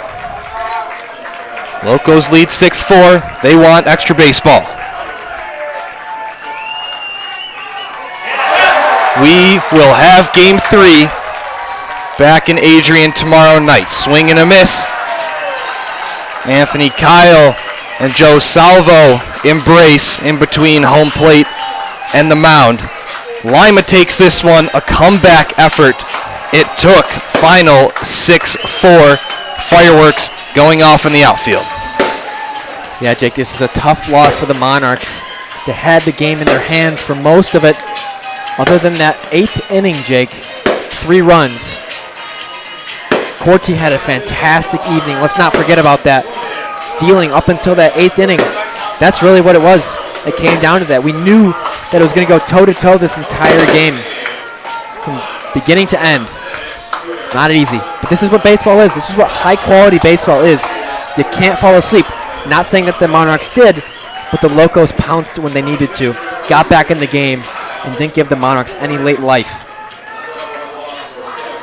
Kevin Corti was special for 7 innings. And then back-to-back singles in the bottom of the 8th, given up to Herring and Jackson. Really started to turn the tide in this one. And then he handed it over to Jalen Jones in a tough scenario to inherit. And that's when it all just started to fall apart. When you got bases loaded, nobody out, it's pretty rare that you get out of that scot-free. So Jalen Jones did the best he could. Corti did the best he could. No blame to be made at all for the Monarchs. They just got beat today. The Locos were the better team. They deserved every ounce of success they got. 10 hits for them. 6 runs to 4. And it's really all about that 8th inning, Jake. They came alive when they needed to. Credit to that. You know, not dying. It's so easy to roll over. But they knew that their backs were against the wall. They bounced back when they needed to. 3 runs. 6-4 was the ball game. Talk about damage control. Carter Dorn didn't have his best stuff. He didn't get the help that he would normally get from the defense behind him. Giving up 4 runs, 2 of them earned. But he kept his team in the game, didn't let everything crumble. And then Anthony Kyle really was throwing a masterpiece. Yeah, when the Monarchs were down, Anthony Kyle didn't let them get up. And that was really the the ceiling factor in tonight's game. Anthony Kyle had an excellent fastball, and his curveball was even better. And that's what really made the difference late in the ball game tonight. But credit to the Locos for not going away. That was a prime example of it's not how you start, it's how you finish. And the Locos finished just a little stronger than the Monarchs. But hey, we're not done either. One apiece. We'll see you in Adrian, Michigan tomorrow for the trilogy. It'll all come down to Game 3 tomorrow night, back at home for the Michigan Monarchs on the campus of Siena Heights University. A crazy game tonight, once again, for the second consecutive night. Back and forth, these two North Division foes went. Storylines starting to add up on one another. It'll be a dandy with a trip to the championship on the line. Both teams already know who they'll be playing if they get that far. It's the Hamilton Joes taking the South Division. We'll have to see who their opponent is tomorrow night. For Alex Maxwell, I'm Jake Gorwitz. Thanks so much for being a part of this one and sticking with us throughout this battle. We'll see ya back in Adrian.